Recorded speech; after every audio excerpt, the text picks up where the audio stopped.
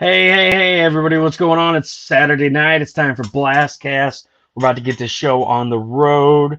And we're going to name off the sponsors real quick, and we're going to bring everybody out. We got some latecomers coming in.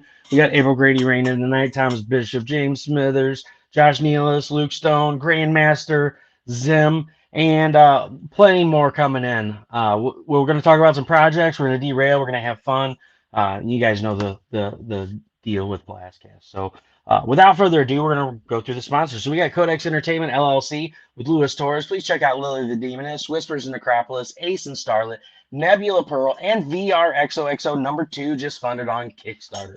So check those books out. If you haven't heard of them and don't have them, get a hold of Louis Torres and check them out. We got 183 Degree Studios with Alfred Trujillo Doobie Doobie Doo and Miss AZ Power Girl Kara Nicole. We got the links to their Patreons up above, as well as the link to the website where you can get original art, you can get prints, you can get all kinds of cosplay goodness, and their great book, Fire Bitch 2, and Unstable Frequencies will be mailing out soon, so that should be available once that is fulfilled. Super excited about that, by the way. We've also got Naughty Fairies with Miss Wendy Steen Shaner. Check out Naughty Fairies on Etsy. You can get all the back issues of her books, as well as some graded books and all kinds of cool stuff. So go to that Etsy link up above. Everything I talk about tonight, folks, is available in the description. You can go back and check it out later. We've also got Hazzum Productions with Rodney Fike and the Art of Rodney Fike. Check out Pitter Patter, Peanut Pudding and Jelly, and Roadkill Rampage, because it's awesome and you guys don't want to miss out on that. And we've got DPopp Customz with Dustin Poppins. Check out his stuff he can do for your prints. He can do custom frames that light up, play music, all kinds of cool shit. Check it out. We've got Outpost 426 Studios with CB Zane and Michael Shoemaker. Check out Scorpiana, Into the Suck, and Black Rabbit blowing up Kickstarter. Over 1,000 backers, 56K. That book's going to be awesome. I'm excited to get my copies of it. And we've also got, last but not least, we got 2 more. We got Tiffaney Personalizes. Check out her stuff for personalization. And we've got Fartoons Productions with Rye Guy. Check out his cool shit. But last but not least, we've got Comic Books for Kids with Russ Exposed Studio charity auctions for CB4K. What is CB4K? It is a great charity organization that sends comic books, Pez dispensers, pop figurines, coloring books, stuffed animals, you name it, to hospitals and cancer centers nationwide. And it helps give these kids hope. So I'm super excited to be able to do this. You guys can get official t-shirts from my website at xenonanititan.com. You can also get the stuff that is available on the charity page. There's a link of that in the description. Please go check out the stuff that's up for auction. If you have something you'd like to donate for me to auction off, 100% of all the money goes to the kids. We raised $800 last month with CB4K Day. Super proud of that. Thank you so much for everyone who donated, whether it was you donating an item or donating money. Thank you. I'm humbled by that. You guys are awesome, and I love you all. And please check out Cat and Piggy Girl, launching April 19th on Kickstarter. This is a book written for the kids. You can get you a great copy of it, signed, unsigned. We got a great team. It's written by me, edited by Chuck Pino, illustrated by Rodney Fike, and lettered by Jason Meadows. Guys, this thing's going to be awesome. We've got a CB Zane cover, a Steph Wilson cover. We've got a Rodney Fike cover, and we might have another special cover that'll be announced later on. So 100% of the proceeds made from this book on Kickstarter, I'm taking all that money and printing as many books as I can and having them shipped straight to Mark of CB4K to send to the hospitals and cancer centers. Super excited about this. My son's had open heart surgery, so this story is really going to give kids hope and inspiration. So, guys, check out all that great stuff in the links above, and check out. And we're going to talk about some of the projects too. The links for those are in the description as well. So, without further ado, we're going to bring out the we'll call them characters tonight because there's quite a few of them. We've got this Hoosier. Hey, what's up? Not much.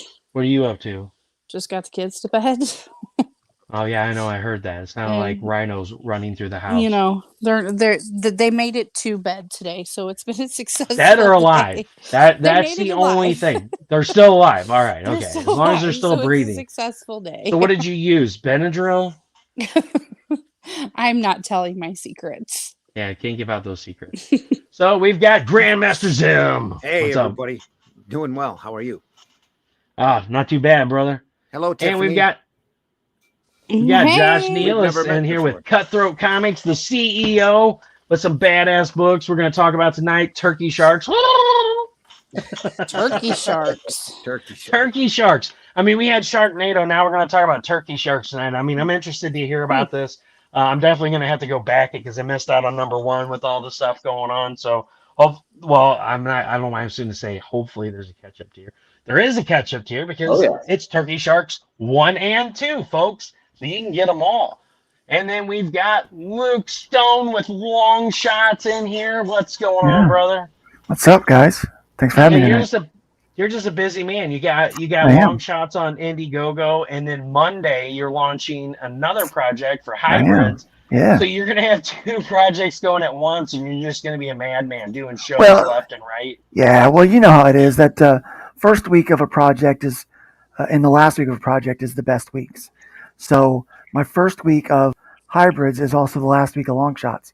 So I'm just doubling up on all the shows, and I'm gonna be hitting as many as I can, and try to push out a kind of a good ending and a good start. So hopefully. Well, and that's kind of a smart thing because you're rolling out of one and rolling into another. So instead of doing shows for one and then starting over and doing shows for another, you're overlapping to where you can do both at the same time. People can get what they're interested in, and then you're not killing yourself doing 1,000 shows. I mean, because people don't understand. It's like insane when you have a project going on, you're still working on it, you're trying to get all the odds and ends done, and then you're doing these shows, and then you're doing your job, and it's just nothing but running. And when it's over, you're like, thank God. You're like, I don't want to say it like being ignorant, like, oh, you just don't care. Like once it funds, you're just like, and it's done and over. You're just like, whatever we got, I'm super excited about it because it's over. It's full throttle the whole way.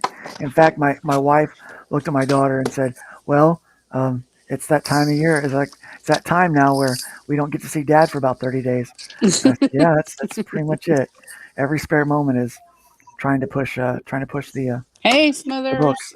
What's going on, guys? What's up, Smithereens? What are you doing there? Just lounging around? Just lounging. Yep. Just lounging around. So I gotta ask, did you make a decision? Like you don't have to say what it's for, just yes or no. You can't do that. Yes, but I don't know when exactly I'm going back now. So yeah. Awesome. Well, I'm glad to hear that because you'll be a lot happier. Right. But anyway, so it's nothing big, folks. It's just something personal between Smithers and I that we've been chatting about for the last week or so. It's a tough decision, and it's nothing. We can announce it later when it's official. When it's officially official. So anyway, guys, it's great to have you guys on tonight. We're gonna just hang out, have fun, tell stories as usual. We're gonna talk about Turkey Sharks 1 and 2, long shot. Grandmaster Zem over there may or may not fall asleep.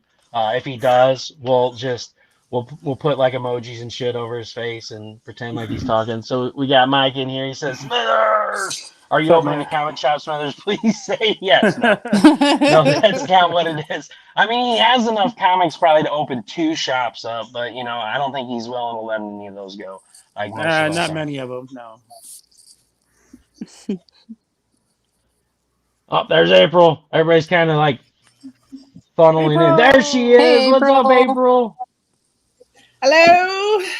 Hello. Hello, governor. What the fuck? You been in England for like 2 weeks or something? You've been like totally ghosting me. Oh, I can't come on Blastcast because I'm just too busy. I got 2 important things to do, and you come on here. Hello. Is he pouring Goldschlager into a? Yes, I am. It's fucking dessert, y'all. It's all good. He's drinking like. I thought pouring it out of a Harry Potter cup would be far more classy. Gus is like, it's that kind of show. Just take the fucking bottle. I'm like, we'll do both. I don't know. I love it. Cow, she showed the cup because I was kind of waiting to see if there was like a coffee filter over the top. She's like filtering out all the gold. She's like, ha ha ha. Gold's going I was up. gonna say you gotta show the Harry Potter cup. Hold on. You have to see the Harry Potter cup. So Shelby Robertson's wife, Elizabeth, had done like a whole series of Harry Potter memorabilia stuff. Ooh. So we've got 3 out of the 4 Harry Potter dineware or whatever, and then like a couple of throw blankets. And I have to fight the kids off for them. I'm like, look, I love you, but these But- actually don't hurt me or like wake me up in the middle of the night or whatever. Like these are good. Love you, Oh my kids. gosh. But God. Yeah, I can just imagine now April's in her studio. She's like doing her trading card art for Marvel or whoever. And like all of a sudden she hears this and she jumps up, marks all the way across the card. Oh my God, that wasn't my Harry Potter cup, was it? Right? No. You want to hear real terror? You work night shifts, you've got a baby, they're pretty A-okay. You basically sleep with one eye open, right? And I woke up to squeak, squeak, squeak, squeak, squeak, squeak, squeak. I'm like, what are you doing, baby? Well, you are paying your friends to color your work because you don't have time, so I'm helping you. Oh boy. Mm. See I that? lost my shit that day. Oh my God. She What a colored all sweet over. thing. I know. That's so Like, sweet, I but suck so at wrong. parenting. Oh God. No, she had. You're not the only one that sucks at parenting. So do I. So I thought she was gonna be like Russell sucks big time, but she went right for herself. we're not even going to talk about the children. Yeah. We're not even going to She was talk always, about like, them. 4 or something. God bless her. Her heart was in the right spot, but holy shit, she colored all over a Harley Quinn and a She-Ra. I was just like, that's fine. It's fine. Well, listen, I'm glad the story went where it went because, like, when you said you woke up in bed and you heard squeak, squeak, squeak, squeak, and I was like, I was kind of worried that Gus was over there looking at, some illegal channels or something because you were passed out from working. You're gonna be in desperate need of your jizz be gone. Oh, you mean this? You mean this handy bad boy right here? All around. Woo! You gotta Jesus Vanna Christ! White it. You gotta Vanna White it. Like,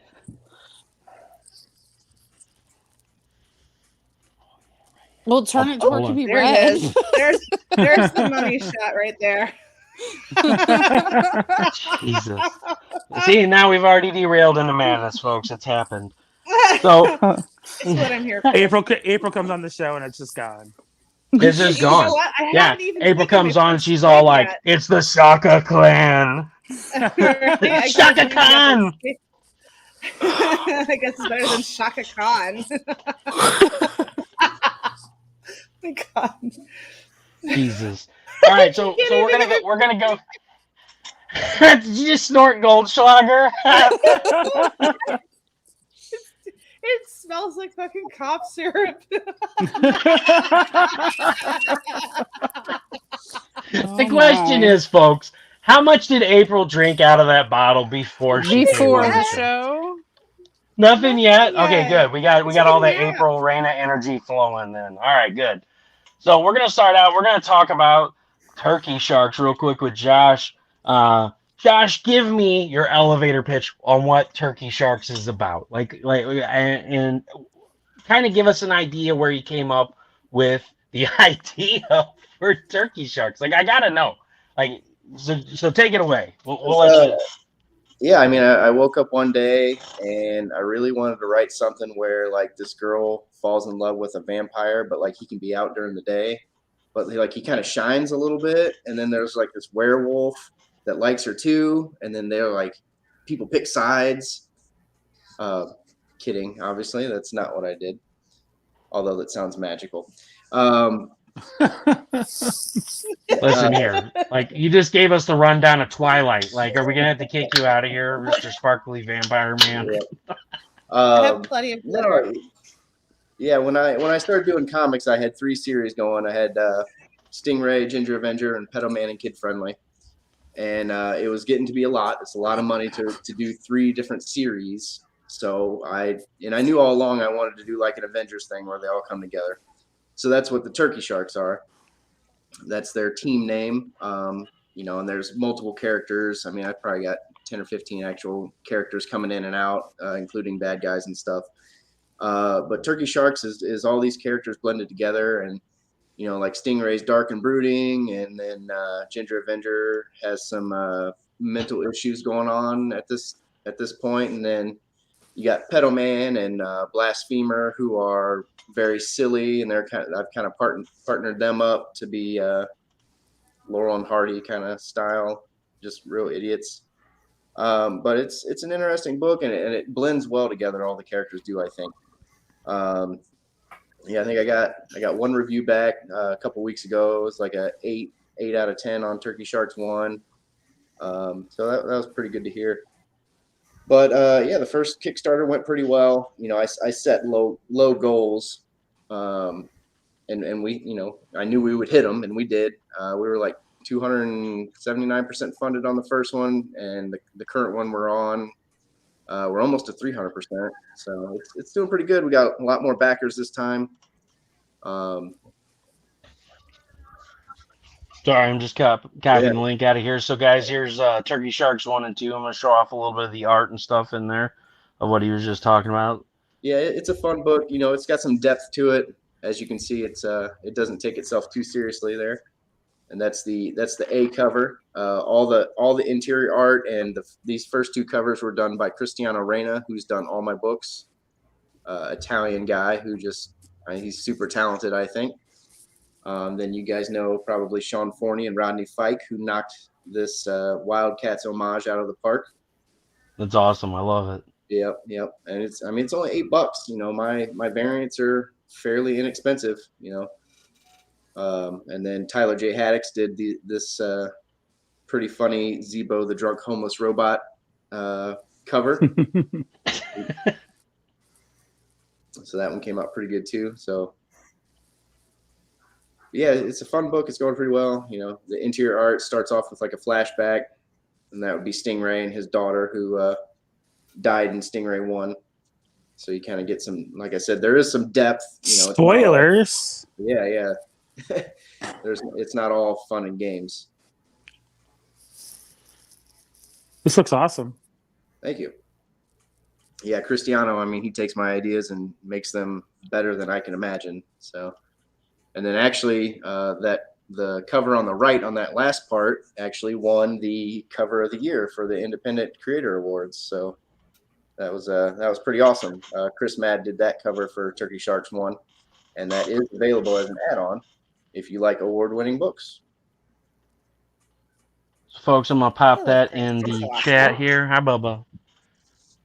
So there's the link right there for Turkey Sharks 1 and 2. Go check it out, everyone, and show it some love. It's almost at 300%, which is awesome. And we're getting close.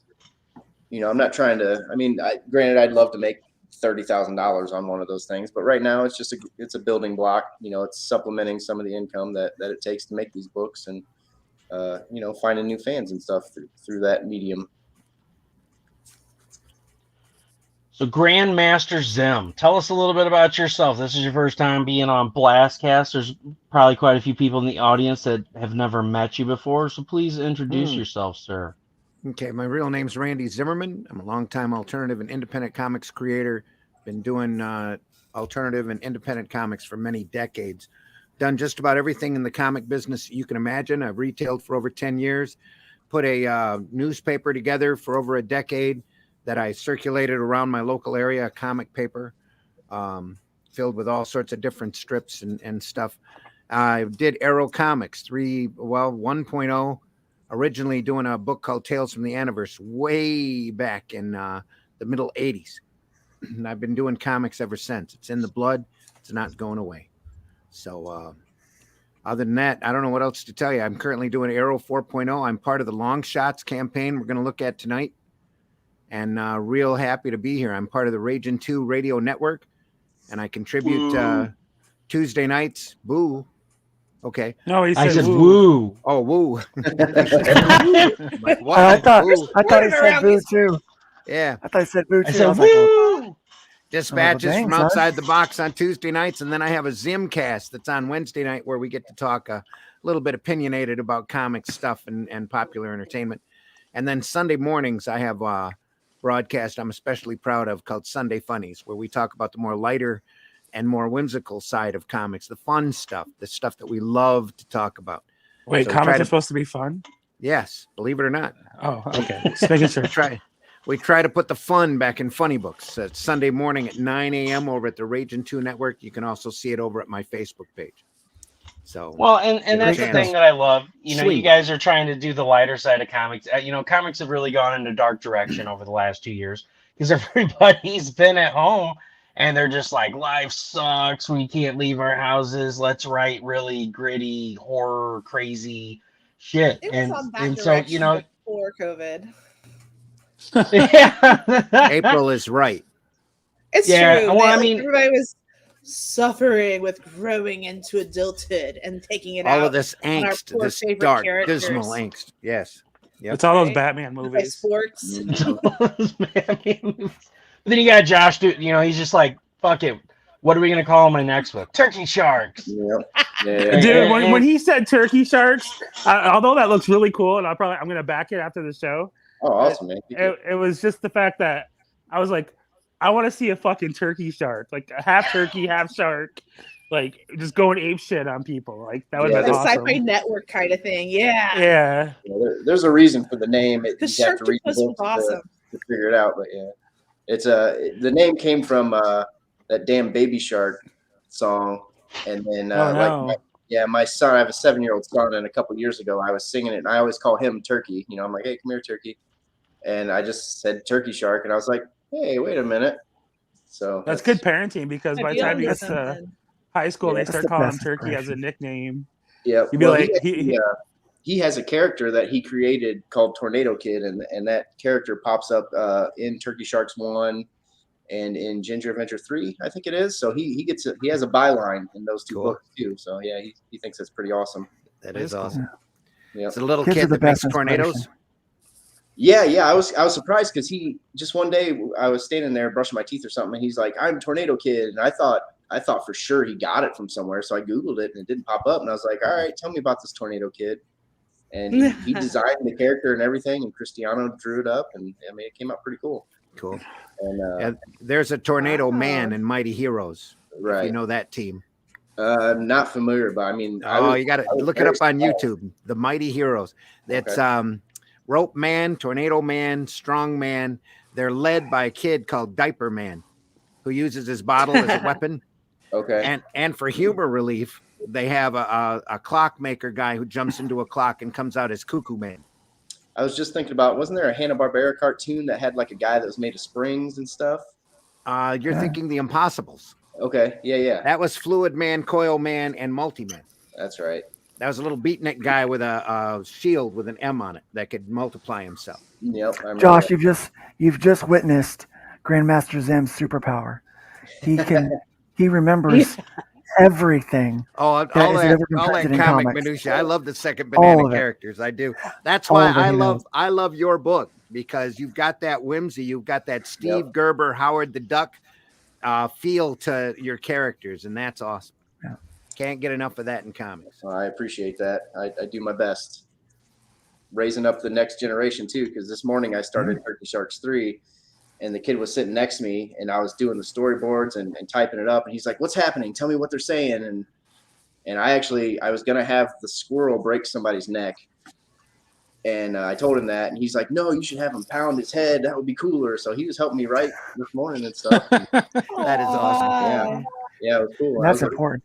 You know, it'd be Yeah. awesome, Dad. Senseless violence. That's Yep. great. Smack him with a frying pan. Yep. Just had somebody in Bong. Florida stab somebody with a squirrel. So It worked in it's all Rapunzel good. for Tangled. I love that stuff. So Fantastic. Tiffany, tell us about yourself. Well, I run a personalization business. I do pretty much everything personalized. T-shirts, tumblers, aka now Russell calls them cumblers. I do April's giggling. I know she totally like I'm keeping it threw me off together. track. If Wendy was here, they'd just be like giggle, giggle, giggle, giggle, giggle.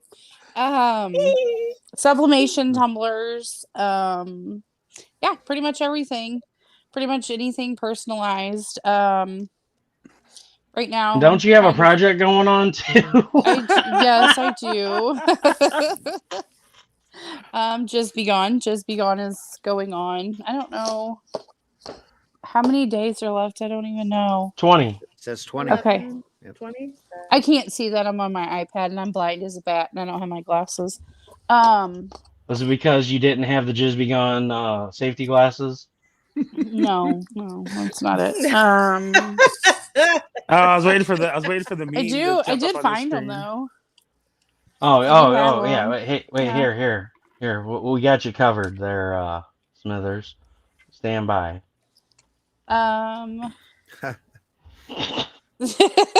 Gosh. You should have seen the one I Hey, sent that's- him. Oh my God, yes. April's like, hey, April, like I love it because I'll be like having a bad day and out of nowhere April comes in like a superhero. She's like, hey, check this out, and I'm like, what? and then she accidentally kissed. Oh yeah. Oh, I'm not even gonna show it. It's that bad.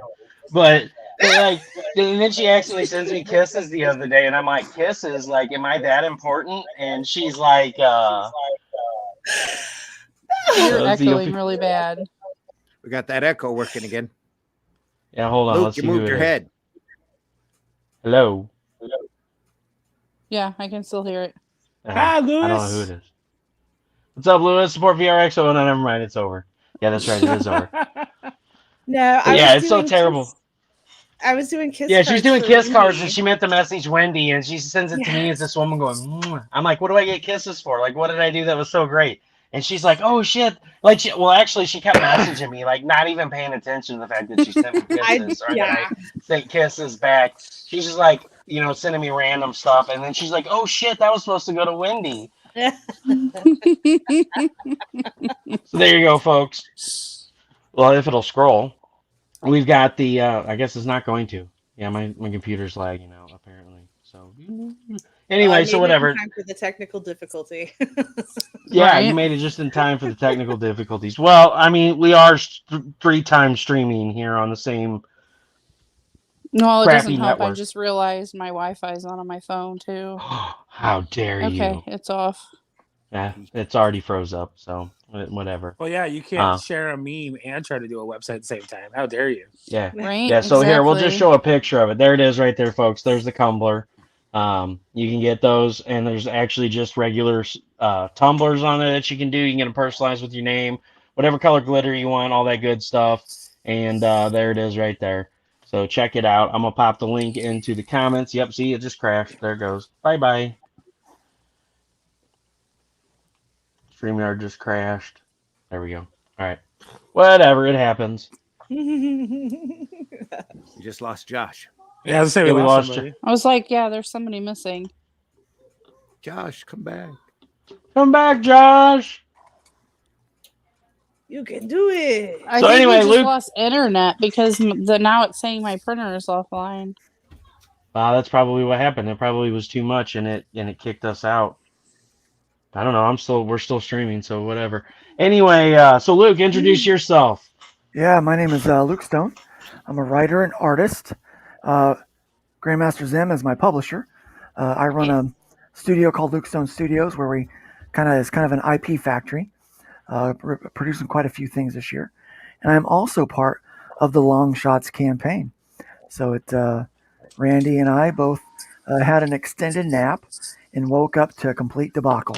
So we are making lemons out of lemonade. We are taking fertilizer. We're taking duck crap and making fertilizer out of it. Yeah, we're doing all that stuff. So it's Really specific. yes, yeah. Well, you know what they say. It's hard to soar like an eagle when you're covered in duck crap. So we got to clean that crap off and Who let the ducks in? turn that around. Exactly. Yeah, that's right. Exactly. Yeah. So, part of the Long Shots campaign.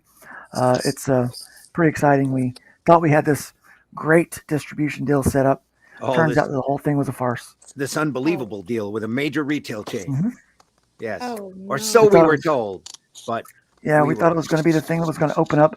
sold a line of shit. Yeah, we thought it was I'm going to be so a sorry. brand new opportunity to for indie comics to come out into a market with new readers, because really that's what we're all trying to do, right? With crowdfunding and trying to get in comic book stores and things like that, is we're trying to get our, this fun comic book thing that we do in people's hands. And there was a day when you could go to any newsstand and find a comic book, and just doesn't happen now, So we were pretty excited about the idea of potentially getting out in front of a non-comic fan market, because we know not a lot of people go to comic shops specifically. And so this was a retailer that is in most malls in America. People would walk by it. They would see the poster in the window. They would go by and be able to check out 9 amazing titles by 7 different, very creative creators at a total of 5 different publishers. Great opportunity. Turns out the whole thing was a farce. So after we've already printed books, 3,000 copies of each title, the publishers are now set with a crap ton of books that we would never have printed so much of without this deal being set up. Yep. And so the more we learn, the worse it gets.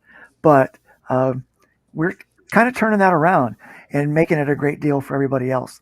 So you can get like these 9 books, each one 32 interior pages. You can get it for $25. And I don't know that you're going to find a better deal. And they're pretty. They're Yeah, pretty. and Hybrids is one of the books. Unbelievably pretty. Yeah, and Hybrids we've is got one. yeah. Revolt is one. Yeah. Oh, here's another great one. Herobot Zero.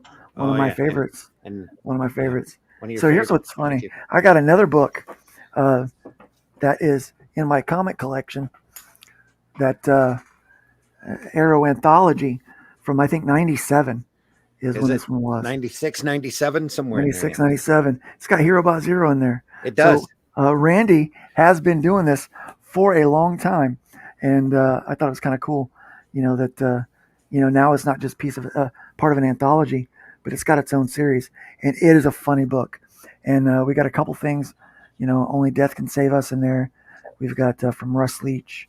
He also did the book for Shield of the Interceptor. And then we've got Wolfpack Comics. Should look at Oh yeah, look at that art! Just amazing work from that guy. And then we got we got Shield of the Interceptor, also. But yeah, this is Only Death Can Save Us. Russ is amazing art. Russ is crazy, amazing. Look at that. Yeah, And then yeah. he added a story specifically for this book in the back. That's almost all pinups, but they are so pretty, just incredible. Mhm. Look at that. Gorgeous, A just couple pinups. tremendous work, man. Russ has got an amazing style, and he's worked at just about every major company over in England that you can imagine. Yeah. In fact, he's currently doing the Jodie Whittaker Doctor Who's for Doctor Who magazine. Look at that. Just crazy Wow, stuff. those are It's just a beautiful. beautiful book. Yeah, Every he is a book, professional. every book's 32 pages, very slick, some of the best printed product that I've ever been associated with. Plus, because the printer that we got, we gang printed them, which meant that we printed all 9 titles at once. They actually put 3 staples on the spine in order to secure it. So that means it's going to be graded higher. If you're the kind of person Incredible that stuff. likes to grade, get your books and have them graded, they're going to grade higher than a lot of other mass-produced books. So yeah, Oh, sure, because it'll That's a keep good the pages from getting torn up on the spine. So fewer spine ticks and everything, man. And So yeah, s- great And stuff. since we're talking about long shots, the cool thing about this is that they're all 9 of these books are properties that aren't going to go away. Herobot Zero, like Luke says, been around for years. Only Death Can Save Us is always, it's Russ's baby. It's always going to be around. Hybrids especially will be around for a long, long time. That's Luke's book. All of these titles you're going to see a lot more from, but this is a great way to get a good taste of 9 different IPs, 9 different ideas from different places. One of the books that we do is called Revolt, and it's a anthology book that's got a number of little stories in it. That's just phenomenal. I call it a sequential art showcase because that's what it Yeah, is. it is. It's a lot of really great, talented people all together, packed into 32 pages. Yeah, it's great. I think it works out to about 2 cents a page, is what you're getting when you get that for $25. Yeah.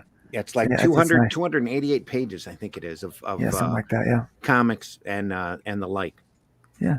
And So- yeah, and all these books have, they're going to continue or have continued. I mean, we've got J.D. Calderon has Oswald Chronicles. Yeah. Yeah. And so this is the first time that book's been in color. And so his issue 1 was re-released in color for this. And so, but he's got a number of issues that are going to continue. I'm actually getting ready to crowdfund book 8 of Hybrids next Monday. And so yeah, and I've got 12 of those written. So yeah, it's going to, I mean, these books are going to be around for a long time. So if you like one of them, you get the taste of it. You can find the publisher and the creator, continue to follow it. This is kind of that sampler platter that you just can't go wrong with. Yep. There you go. Yeah. Look at that. That's all of the books in a row. Yeah, these books are printed in a warehouse up in Michigan right now, just waiting for you, so that we can send them to their forever homes. Yep. Getting really worried. My cat's up here on the. So if you see me looking up in the corner over here, my cat's staring at me like he's gonna jump on me. And I'm kind of worried. I do want to point. Yeah, I do want to point one tier out on this. People think it's a joke, but it is not a joke. It started as a joke, but it is real. So the Spencer's Executive Experience. If you could pop that, kind of scroll down just a little bit, and pop that. Kind of give it a click so it shows everything that you get for it.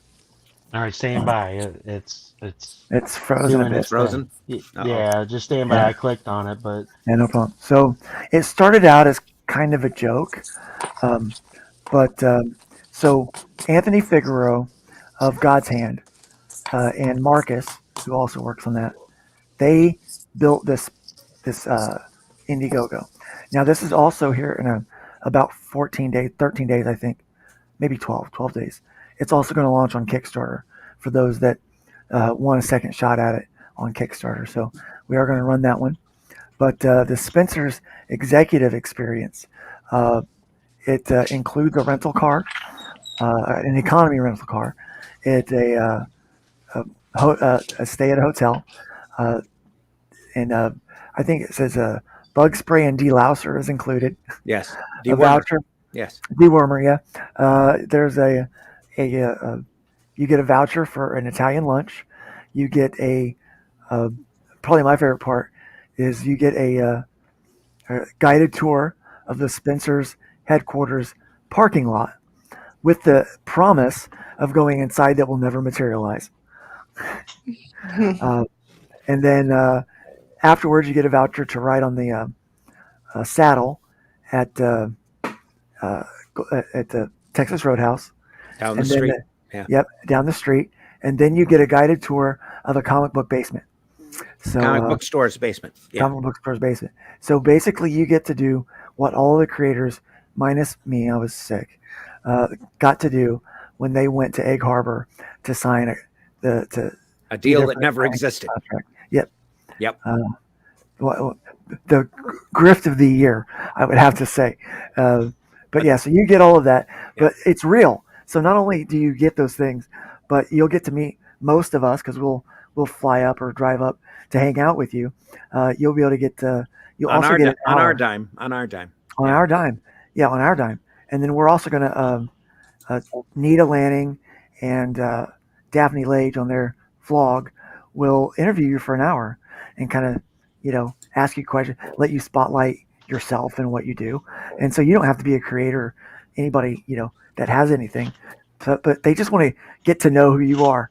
So it is an expensive tier. It's $10,000, but you get all that stuff, and you're going to help out 5 publishers, 7 creators, 9 books to help us recover a great loss. Now, I was only in for printing of 1 book, which is bad enough. It was about $1,800 for that. Not to mention all the money for production of remastering 5 books, because I went to go remaster the first 5 books to release with Arrow. But Grandmaster Zim here and JD Calderon were both in for 3 books each. 3 apiece. Yep. 3 apiece. And then Randy also started hiring out art and colors and getting all this stuff done for all these other books that were coming out in the next months. So I think Randy, you said you were in for 18,000, something like that. Yeah, it's between in the high 16s actually at the moment, but that's only because we were able to recover a little bit of that money. But what I had done is I started full production. The Herobot Zero book, the Revolt book was always going to be monthly because it was so much fun to put together, and we had so much material that was already being brought in for that. And Herobot Zero and Only Death Can Save Us were going to come out bi-monthly, every other month. So I was in full production on a Herobot Zero title, which I've already got well into issue 3. And then I was going to start 2 more books that I was paying for artwork for. One was a superhero title. One was a fantasy book that would have both started up in the second month. Oh, and Calico, your fantasy title, is such a good book. I'm excited about it coming out. I mean, that's a tremendous project you got going. And the other title was Paragon, which is about a superhero that suddenly shows up in the city. And they can leap real far. They're nearly invulnerable, and they have super heightened senses. And as that character goes through his first day of superheroing. So it was a fun book to do. When I copy and paste. Yeah, there you go. Now you're sideways. Russell, what happened, man? Look at that. It's a glitch with StreamYard. Like sometimes if I don't have to do anything. Like it hasn't done it in like 2 weeks. But I copy and paste something and this happens. Do not gosh. take the brown acid. There you go. Yeah. There you are. I'm just like, I had to leave it for a moment just because it's hilarious. Now watch, I'll probably do it again. It is funny. So switch back the other way. It's do it four times and it'll rotate around. That will all go sideways. So what is this link that you shot me in the background here, Josh? Oh yes, sorry. I would be in trouble with the creative team of Tales in Shock and Terror if I didn't at least mention it. It's a horror anthology that my company, Cutthroat Comics, is publishing. And it's also on Kickstarter right now. I think they end in like 6 days or something like that. And they've done really well for their first comic. I mean, none of these guys have ever done a comic before. So I kind of, help them get their Kickstarter going around and all set up and stuff. And, we're bundling together when we go to print. So we can save a little bit more and get more awesome books to you guys. It's all hand drawn. But it's three horror stories, and it's pretty brutal. It's definitely not for kids. Kind of in the realm of Tales from the Crypt, kind of what they're kind of going for. Cool. Yeah, nice. It's cool. Came out really good. Is it not for kids because of gore? Oh yeah, it's pretty gory. I love that stuff. Two of the stories are pretty gory. It's my guilty pleasure. Yep.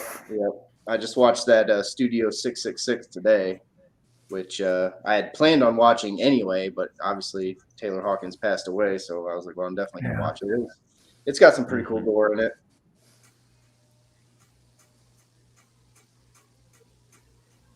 I'm just checking out the campaign, man. It looks pretty good. They're doing really good for a first comic. Yeah. 42 backers, Very proud of those guys. Yeah. Yep. Blew out their goal. And then, guys, I'm going to post that link for long shots, too. I apologize. My computer crashed. That's what I'm messing with, trying to get it going back up again. But please check out long shots. Give it some love. Get that $10,000 Spencer's tier. Or you can send money to RussExplodes2 at yahoo.com. And I'll pretend that I'm going to spend that money on the Spencer's tier, but I'm actually going to send it for comic books for kids. So just so you know, disclaimer. It's for the Spencer's tier, but it's going to go to comic books for kids. So, just send money if you want.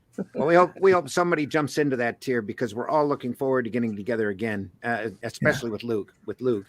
Yeah. I'm just. I don't know. Somebody had to get sick with COVID. Somebody had to do it first. Well, I was just 2 weeks before I went down. So yeah. Well, listen, we were live the other day, and I love it because Luke's like, I made this distasteful tweet about, what do I got to do to get the Delta variant? And then he gets the Delta variant and winds up in the hospital in a coma. And he's like, that was such a distasteful tweet. Yeah, well, because at first when I kept seeing the Delta variant, I thought it was like a comic book variant, right? So I was like, what book is that Delta variant on? How can I get that? And then I wound up getting Delta. And I'm like, geez, that That joke didn't age well. So I kind of had that coming. Bait and switch. Bait and switch. This isn't the variant I was talking about. It's like, it was a joke. It was a joke. I didn't mean it. 0 stars. Do not recommend. How much was that variant for you? 1.6 million. That was my bill for last year to keep me alive. This year it's already over 20,000, and out of pocket so far I've spent about 2,500 out of pocket. So I'm halfway to my $5,000 deductible for the year, and we're only in. So 3 months, I got so, it. Yeah. I got it, Luke. The next variant for hybrids needs to be your characters, and it's like a Star Wars homage, and they're on Tatooine, and it's this isn't the variant you're looking for, and it's like two little like there you go. Two little germ molecules. I'll call it the Delta variant. It's the Delta variant, guys. Get the Delta variant for $50 and help me pay my medical bills. Yeah, this is just not lean the into variant it. you're looking for. Not the variant you're looking for. I do advise, if you can avoid it, please do. It kind of sucked. Yeah, kind of. Well, I'll tell you what. I had a spinal nerve burn done on my full lumbar, which is not fun because they refused to sedate me because they become too combative, and so I move around too much. So they only gave me like light sedation, and so I did like electrocuting the nerves of my spine, which felt great and all. But so I had that done, and then like 2 days before that, my cat passed away that I've had for 18 years. Oh, and then the following week, I got COVID and the flu B at the same time. So, like, I just had a shitty end of the year. We'll just put it that way. So, like, the first week of the year, I spent, pretty much in bed. I couldn't even move. And my wife's like, "Oh, you're not sick." I'm like, "Something's wrong." I'm like, I can't even hardly move. She's like, "Oh, whatever. Stop being a baby." And then we went to the doctor. Right? Man flu. Yeah, worse than a man cold, man. That's bad. Yeah. And so then I go and they're like, "Yeah, you got flu B." And every year I fucking get it, even though I get the flu shot. I'm the only one that gets the flu in the house. Nobody else gets it. It's just me every fucking year. And so, Wash your fucking hands. And then 2 days later, she's like, "I think I need to go get tested for the flu. I think I'm getting it too." So she goes and gets tested, and it's fucking COVID. And so I'm like, because like Wednesday, I'm like, I can't taste anything. That's weird. I never knew the flu could take your taste away because we were eating Caesar salad. You can't can't taste Caesar dressing. Something's wrong. And so then she tested positive on Friday. I tested positive for flu Tuesday. She tested positive for COVID Friday. And I'm like, "Oh, I had the fucking flu Rona. That's wonderful. No wonder I literally felt like I was dying." And she's like, "Stop being a bitch about it." My wife made chicken and dumplings, right? And when you can't taste anything, the texture of chicken and dumplings, it feels like slugs in your mouth. And I'm like, "Oh God, it sucks." Man. Yeah, I was like, yeah, that was the worst part. But man, they knocked Randy and I out. They put us out. I mean, I never had a chance to lose my sense of taste because I went in for antibiotics thinking I just had a hard flu. Actually, I thought it was hoof and mouth disease because it was going around the granddaughter's school at the time. And I sat in this room. They put us in this cold room. There were 2 other patients in there all hacking and coughing. And I found out that was the COVID room because they figured I had COVID. And lo and behold, I had got COVID. it after that. I remember them coming to get me, and then I woke up 6 weeks later. Yeah, they gave me 12 days to decide about it, to stew over whether I wanted to die or not, So, yeah, they didn't give me a very good prognosis. I didn't have a conscious choice, but they drugged the hell out of me. So they figure I put up quite the fight. But when I came to, I had a trach in my throat and a tube into my stomach that they were feeding me with. Mm-hmm. So I never got a chance to taste anything literally until almost the start of this year. Yeah. So I was down from October 13th until November 23rd, completely dreaming like crazy and having some crazy lucid dreams that I still remember and thought was real when I come out of it. But it took me another... Speaking of which, you've got a book that you're going to be releasing. I am. Tales of COVID, some of the crazy lucid dreams that you had. You want to see the working cover? I can wheel the camera over to the Yes. All right, guys. First of all, we got to I think I can. I think I can. Sorry, the whole April yelling, "Wash your Pull fucking that hands!" right killed there. me. Cool. That is the working cover right now. I wish I could pull it up closer here. I can't though. Got to take that down though. That's everybody now knows all my passwords. No, not really. You've been doxxed.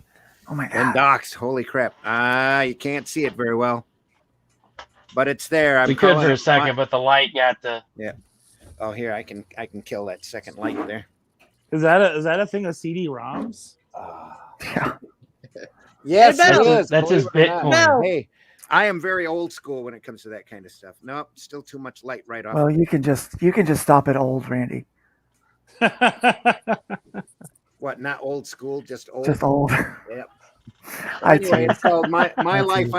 under the protocols with COVID. Is what I'm calling it.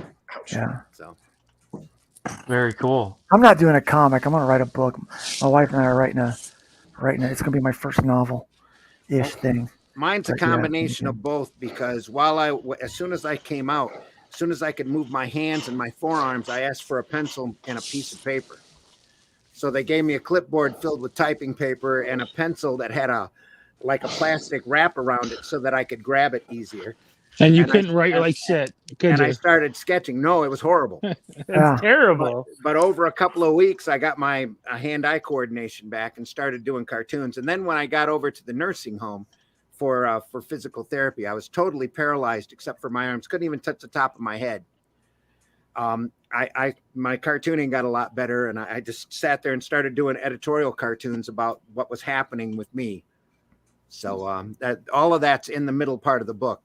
The early first part is my life up until COVID, then me tripping through COVID with all of the crazy drugs that they were giving me. And apparently there was a big list.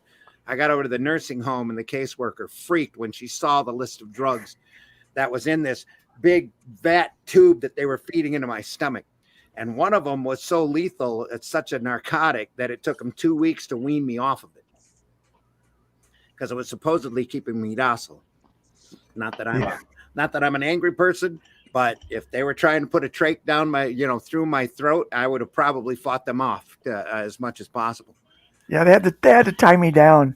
I'm completely sedated, but I'm still fighting. I'm trying to fight through the drugs, and I'm like, I'm trying to yell through this trach. So I got obviously you can hear I've got damage to my vocal cords from it.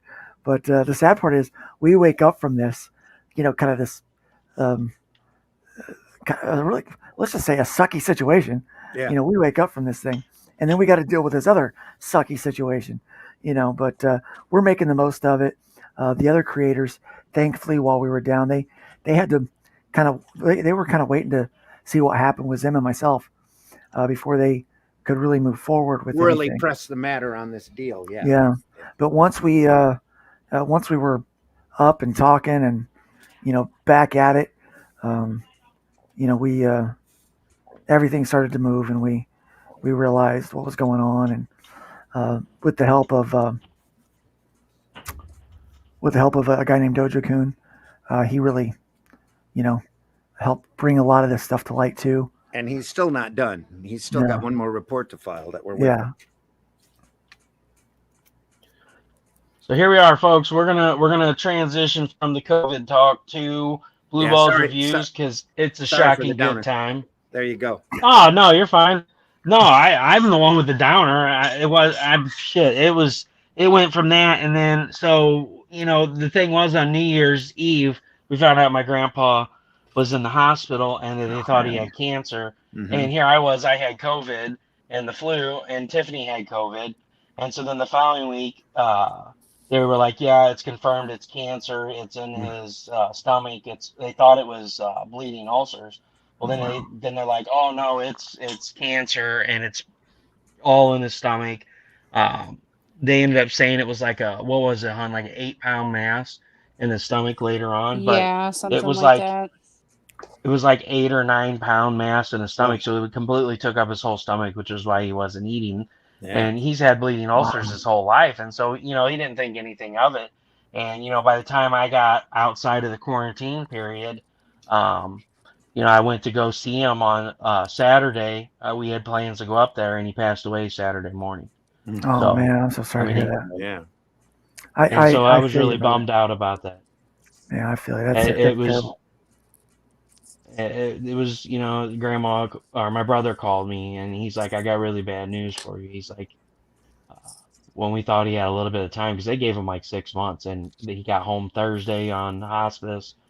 He did okay Friday and then like I said, Saturday morning he kind of Yeah, quit breathing and just I'm let you glad know. because grandma didn't have to watch him suffer. That's what Yeah. I'm thankful for the most. I mean, I hate to say that because it sounds grim, but she didn't need to sit there and watch him do that, and she couldn't take care of him either. She's had heart attacks and all this stuff go on with her, and I just was like, I don't know how this is going to work, and so it was kind of a relief that it wasn't drawn out because he was suffering too. It was just devouring him.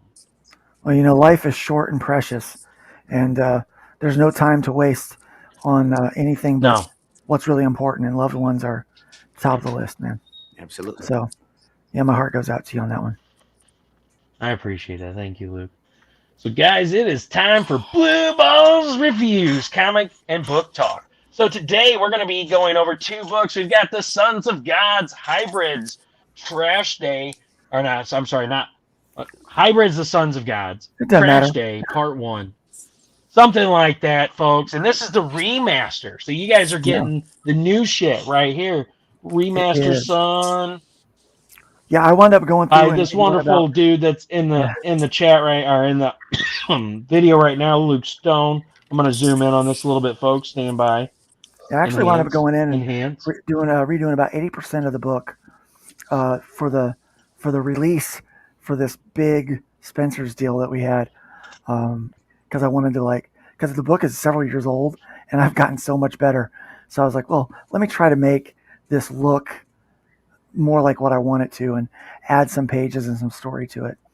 And so we wound up redoing about 80% of this for the Arrow Comics release. So yeah, remastered is a understatement.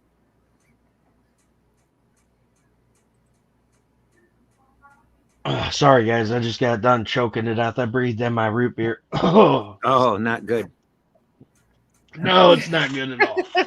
It's the I think off-brand. nobody It's can even see worse. Goldschlager.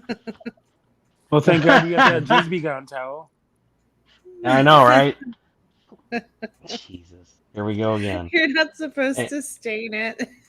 I thought that was the whole Enhance. purpose behind it. Yeah. Hey, listen, guys. They're field tested. Not the ones that you guys will get, but it's field tested. All right, so...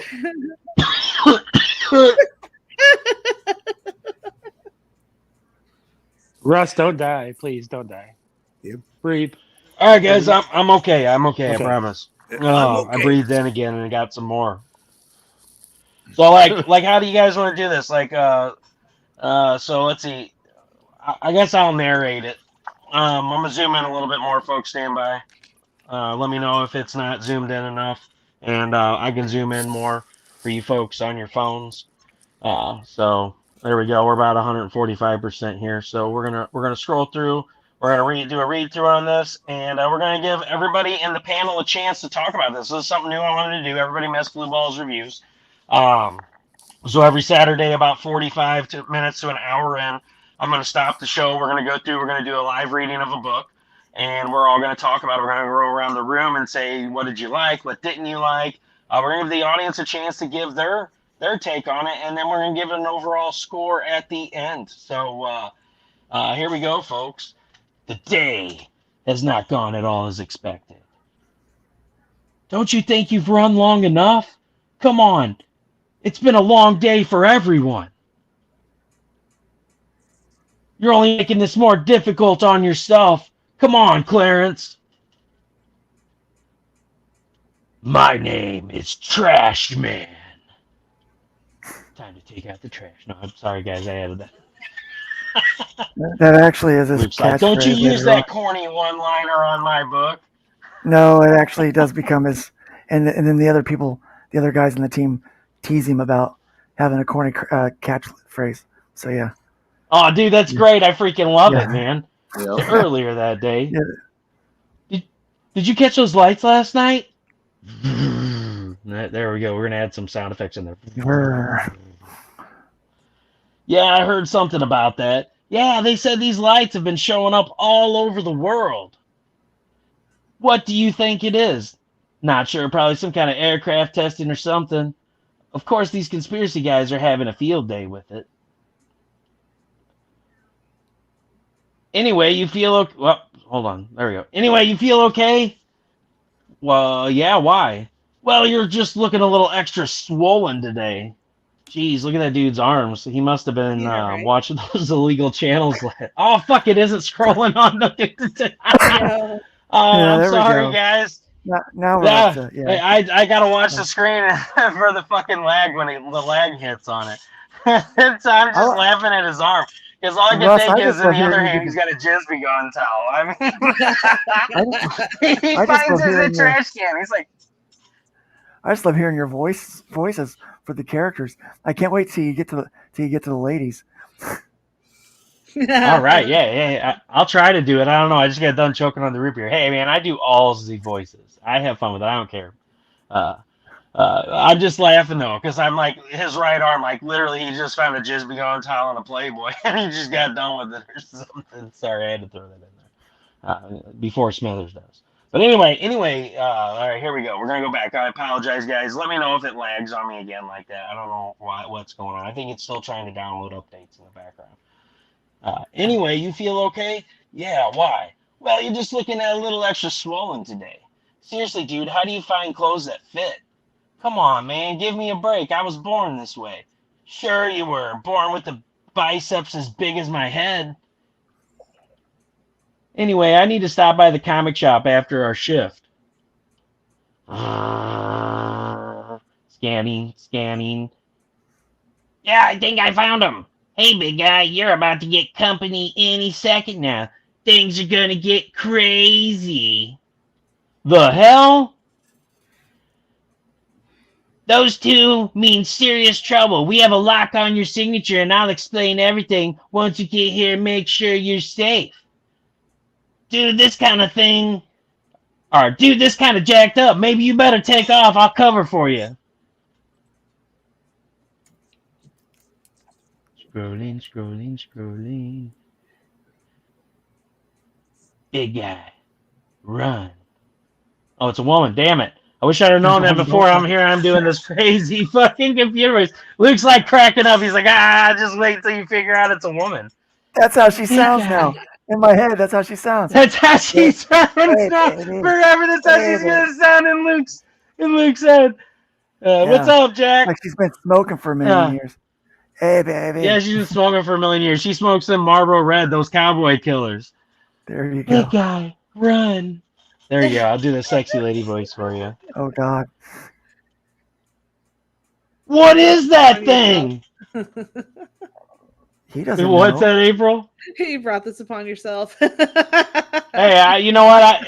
That's the fun part about it is, learning as we go. That's right. Oh, man.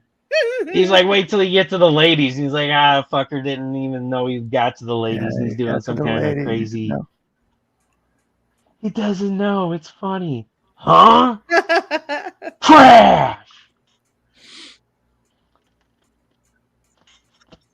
Hey, quit clawing at the bed, boy. I'm talking to you. Don't look at me like that. Trying to tear up my bed. That's not the... Born that way, huh?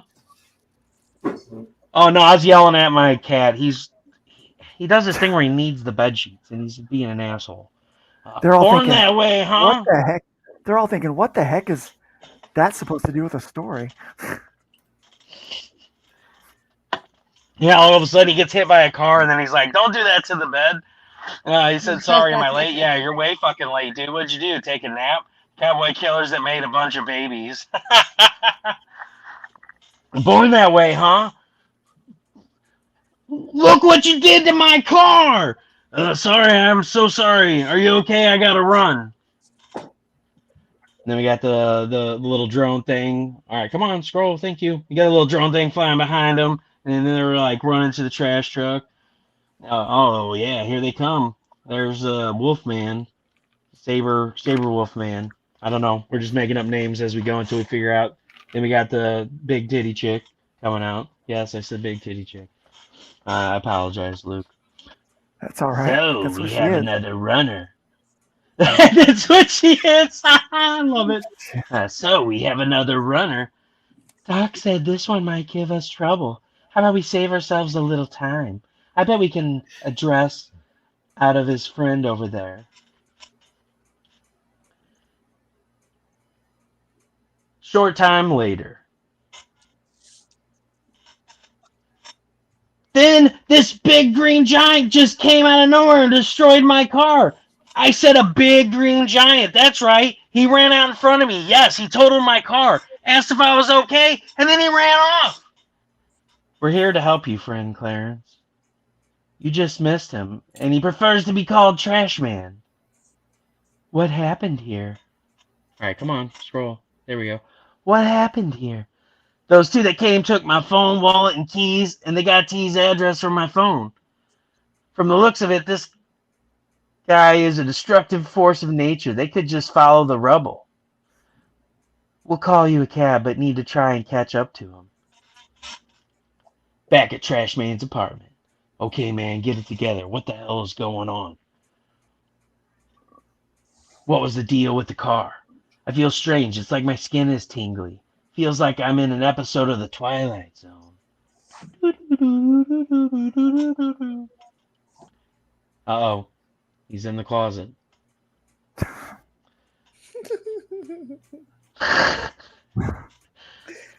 Nah, Pep. I'll be back here. Or I'll be back to get you real soon. It's just not safe right now. Oh. I hope Brian got out of there safe. My cats are both over here looking at me like, who's he talking to? He's doing all these weird voices.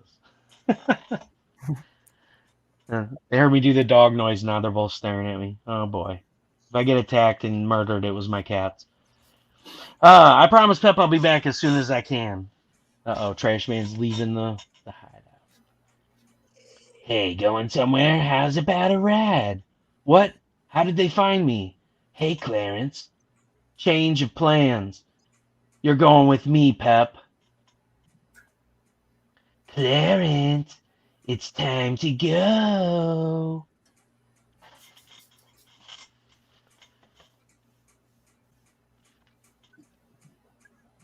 Sorry, guys, waiting for it to scroll for you. There we go. Don't call me that. My name is Trash Man. Whatever, dude.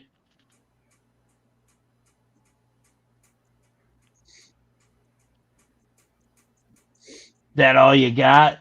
Oh, yeah. Let's do this.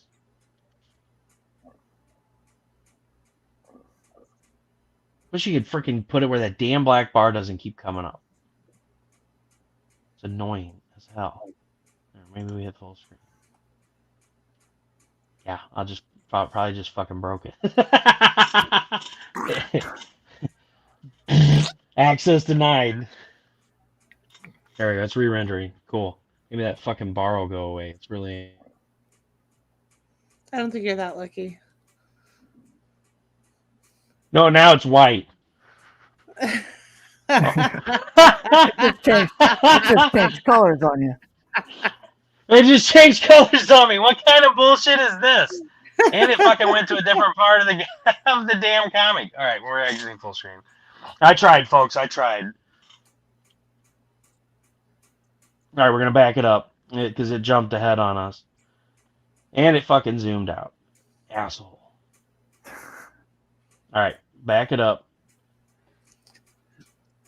Back it up, back it up. All right, here we go. We're back where we need to be. All right, last time I tried to do that. Oh, come on, zoom in. I hate when they do. There we go. All right, we're back. And let's see, we already did that part. Sorry about that, folks. I tried to make it better for you, but I screwed it. I screwed the pooch. Not that pooch. Figuratively speaking. So there we are. We're back at this. Let's do this. And they're fighting, and Mr. Wolfie Man crashes over there. Ugh!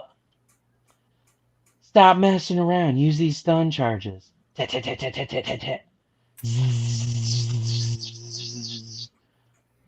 What now? Something stronger, perhaps? Oh yeah, now he's supercharged. Woo!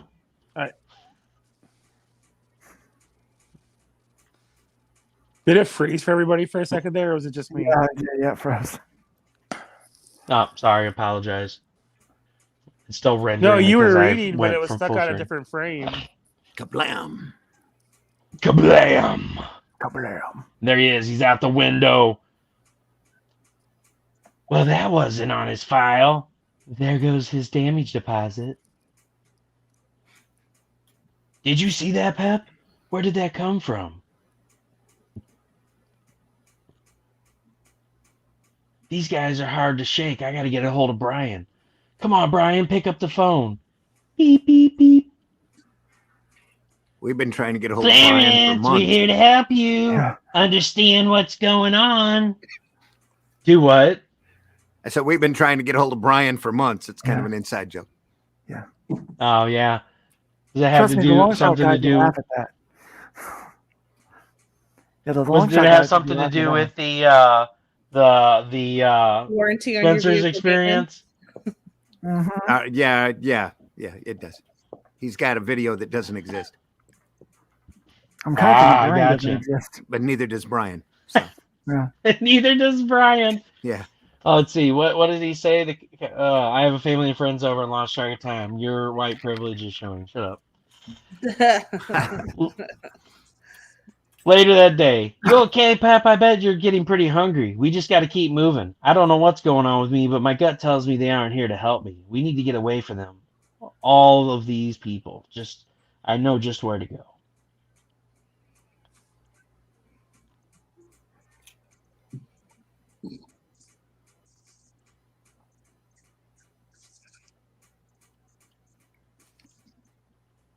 Come on. Can you believe it? Looks like a bomb went off in here. I heard he was fighting some beast man.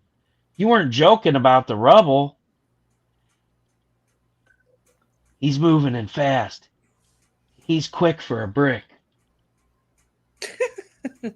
What?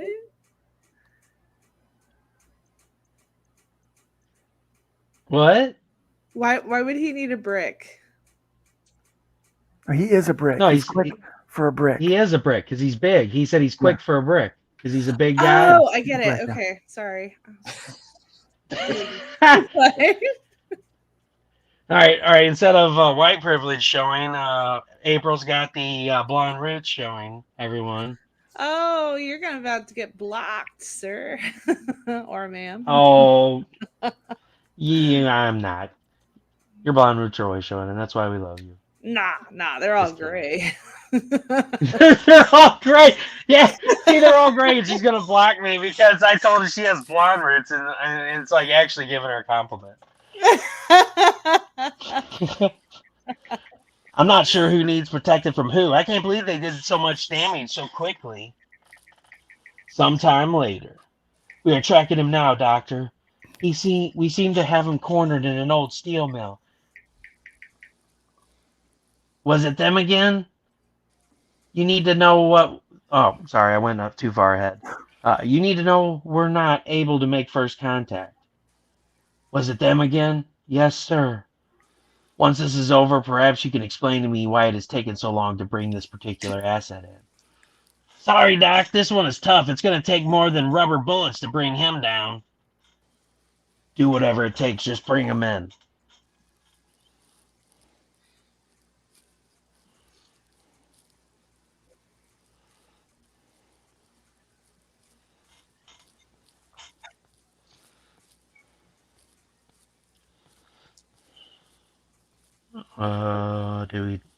Hello?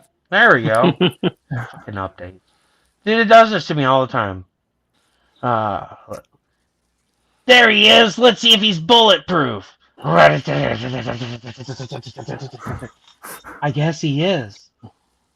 Don't you think you've run long enough?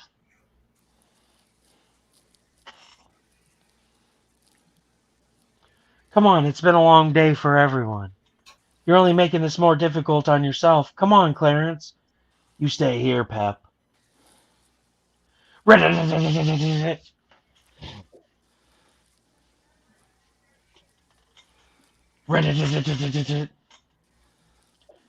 can't keep this up all day, Clarence. I said, my name is Trash Man.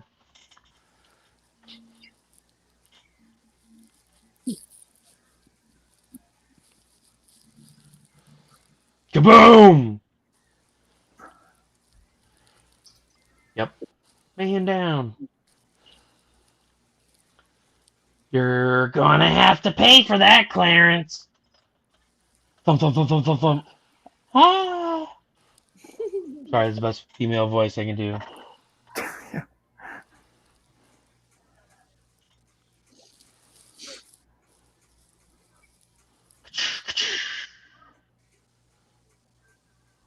Enough!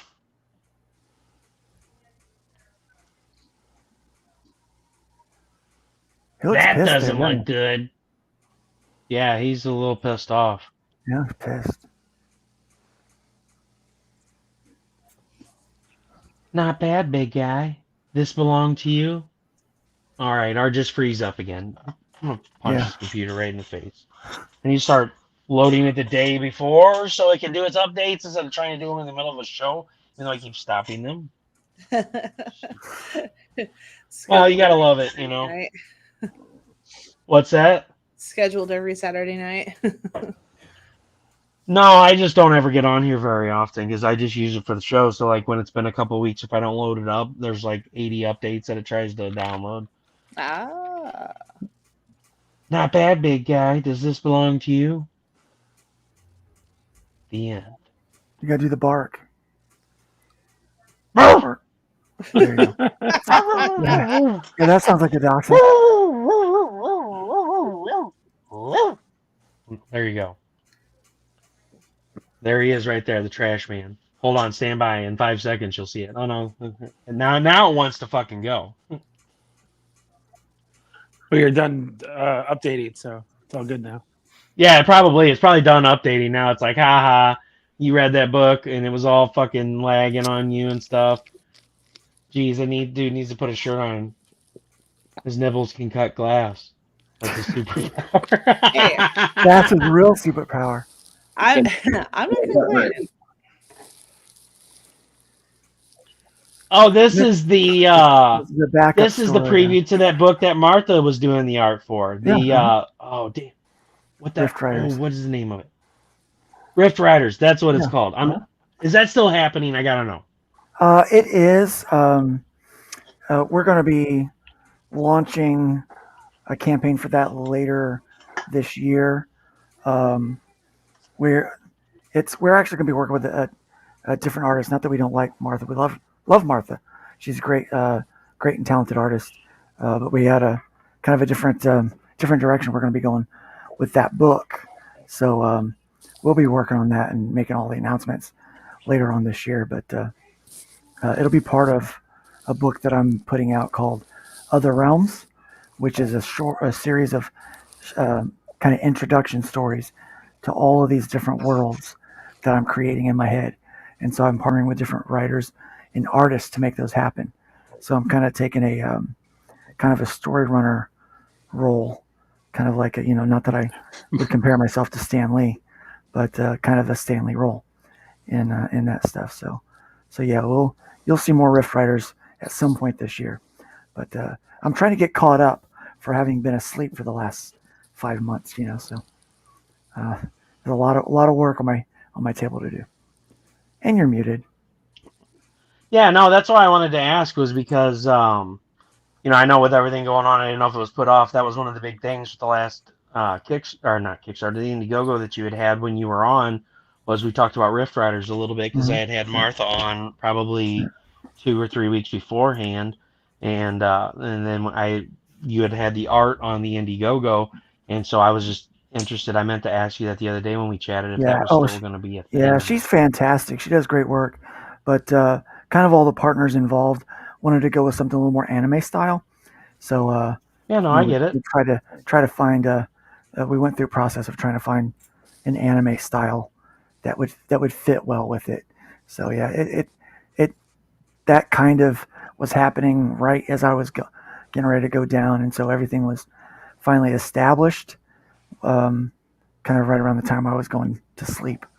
And then so when I woke up, we had to confirm that everyone was still on board for the project. It's just been a mess, but it's gotten put off about it's about a whole year off cycle. So we expect that people will start seeing more of that in the fall. That's kind of the plan right now, because I was supposed to have all the art for hybrids done, issues all through issue 12 done by October last year, and I've got an RPG full core manual that I'm doing for the hybrids universe with my partner Nick Tockert, who's a game developer, and so he's putting, so he got all that ready. Now we're trying to get that edited. It was going to be out, crowdfunding to be out for Christmas last year, and so that's gotten put off. You gotta watch that Nicholas Anthony Tockert fella. He's a cryptid, right? He's a cryptid. Yeah, he's a cryptid. But it's okay. We have a contract, so that doesn't get in the way. Yeah. So all right, well, let's go around the room. Josh, what did you think about the book? It's horrible. Let's burn it. No, it's cool. I really liked. I like the color schemes a lot. The blues, and then when there was like the fire, the orange and the purples looked good together. Characters, they're pretty fun. Is this the first issue of these characters? Yeah, it's first issues. Yeah. Yeah, it's tough to really find their voices and stuff. But yeah, you kind of figure out who they are pretty quick and stuff. And I guess is this an older book? Is this something you're doing currently? Yeah, no, this was written and drawn 2015, 2016. Okay. When it first released. So we went back in and added a couple pages to kind of tell a little bit more of the story, and then redid a lot of the panels. But I tried to do it in such a way to where the old panels didn't stand out as being old panels. So I tried to match the older style a little bit, because I've definitely improved as an artist and writer. So it's I went back in with my current layout artist, and I said, okay, do these quick so that they kind of match our older style. And it's been fun to try to do that. But yeah, so the same colorist worked on it, and so we're able. He had to go back. Even his coloring has changed over the years. Right. So it's been, we had to go back and try to match all that old stuff. So it didn't stand out like 80% of the book was brand new. So that was kind of the process there. But originally this book was written as an introduction to the story, because I didn't know if it was going to continue. I didn't know if anyone was going to like it. So I wrote the first issue, and we cranked it out real fast, probably about 4 weeks. We had the whole book done. It was crazy fast turnaround back then. And it was perceived very, very well. People liked it. They were ready for the second issue. So that's when we started to keep making it. So I kind of wanted to make this issue as it's an introduction. It gives you a question. You might kind of want to know more about it, but it doesn't leave you with any major cliffhanger that if I never make a second issue, you're going to hate me. So it's But wait, it does have a major cliffhanger. You don't know who the good guys or the bad guys are. Yeah, I mean, it does have a hard. I didn't read the original, but the rewrite does have a hard notion that the people flying the helicopter, Mr. Wolfman and his assistant, are working for the bad guy and trying to get him. But we don't know that for sure. Yeah. It just seems that way. So it is kind of a cliffhanger that we don't know who the good guys and who the bad guys are. Because you got the masked guy back at the apartment that's tracking them. So it's like, all right, who's good, who's bad? Yeah. That's the question I wanted to leave people on. So it worked out well. Yeah. Oh, I didn't want to leave a cliffhanger, but I wanted to leave that cliffhanger. Well, I needed a little bit. Way to retract, Reverend. I needed a little bit of a cliffhanger so that people would want a second issue, right? Would want a second one. Yeah. You don't want to tell all your story in the first one. Yeah. But it worked out pretty well. Not bad for my very first attempt at writing a book. That was my very first script that I ever wrote. So prior to that, I always had an idea, worked with a writer, and just drew it. So it's when I started to feel like, ooh, I kind of like writing. So I think I'll do more of that. And so that kind of started my now I label myself as a writer / artist. because I feel like I've gotten better writing chops than my art chops lately. So I want to take this time to say Blue Balls Reviews is sponsored by Steph Wilson. Check out his awesome art. that's awesome. So Smithers, what'd you think? It was a lot of fun. It was a lot of fun, and it wasn't just because of your silly voices. It was a fun book. It moved along really fast, and it was well done. Especially being your first. Move along really fast, but really slow because Russell's computer is a piece of shit. Oh, you Hashtag, should have seen it because I brought it up on my TV so I could see it and actually really see it. So there's a lag between my phone and the TV, and then you had that lag, so it was just like all this huge lag. It was awesome. Yeah, well, it's updating. Like literally, I just went and looked, and it's downloading more updates again. Is what happened because the last time updates were installed were 11/21 of 21.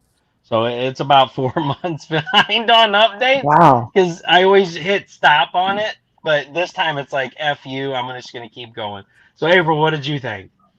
I liked a lot of the high energy Explosions. the drawing. There was like a lot of Kirby crackle. There was a lot of like I like that when you did the energy radiating off of the guys that you were doing the white knockout lines, so they weren't just black. There was a lot of like fun things visually, and then of course with the dialogue and the writing, like it just is very throwback to the the whimsy of superhero comics. So I don't know, it's pretty cool, very, very cool. Thank you. But I could totally tell that there were some pages that were older, and then I was like, some of them had like the grainy, like a grainy look, and then others were like more pristine. So as I was following along, like, I think there is like that little bit of redo. So I think the technology being a little bit better is the only difference. But yeah, like it looks pretty awesome. So well done. Well done. Thank you. I actually, for my inking, because my inking has gotten so much cleaner, and my tools have gotten better, in 5-6 years, I actually went through and I would just speed ink like as fast as I could to try to match my old style. And so I remastered the entire book in like 3 days. So it was like fantastic. The whole, like 80% was like done 3 days. I was like, that's close. I said, it's still better than what I used to do. I'm like, man, I really sucked back then. I go through and find some of my old stuff and be like, wow, that was a hard slant to the left, or I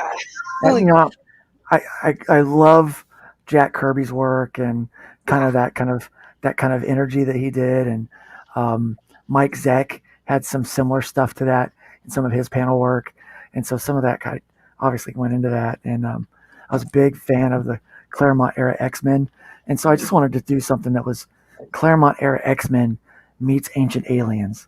That kind of has this like kind of weird vibe to it, conspiracy theories and stuff like that. And so that's where I was going with it. So very much so. Very well done. Thank you. Appreciate that. Tiffaney doesn't get a say so because she's a comic hater. Screw you, Tiffaney. And so what about you, Gandalf? She's a what? She's a what? Comic what? Comic hater. Comic hater. Hater.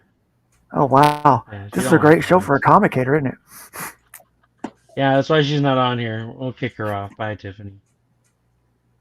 You are the weakest link. Goodbye. Anyway, so what do you think, Gandalf? You are the weakest link.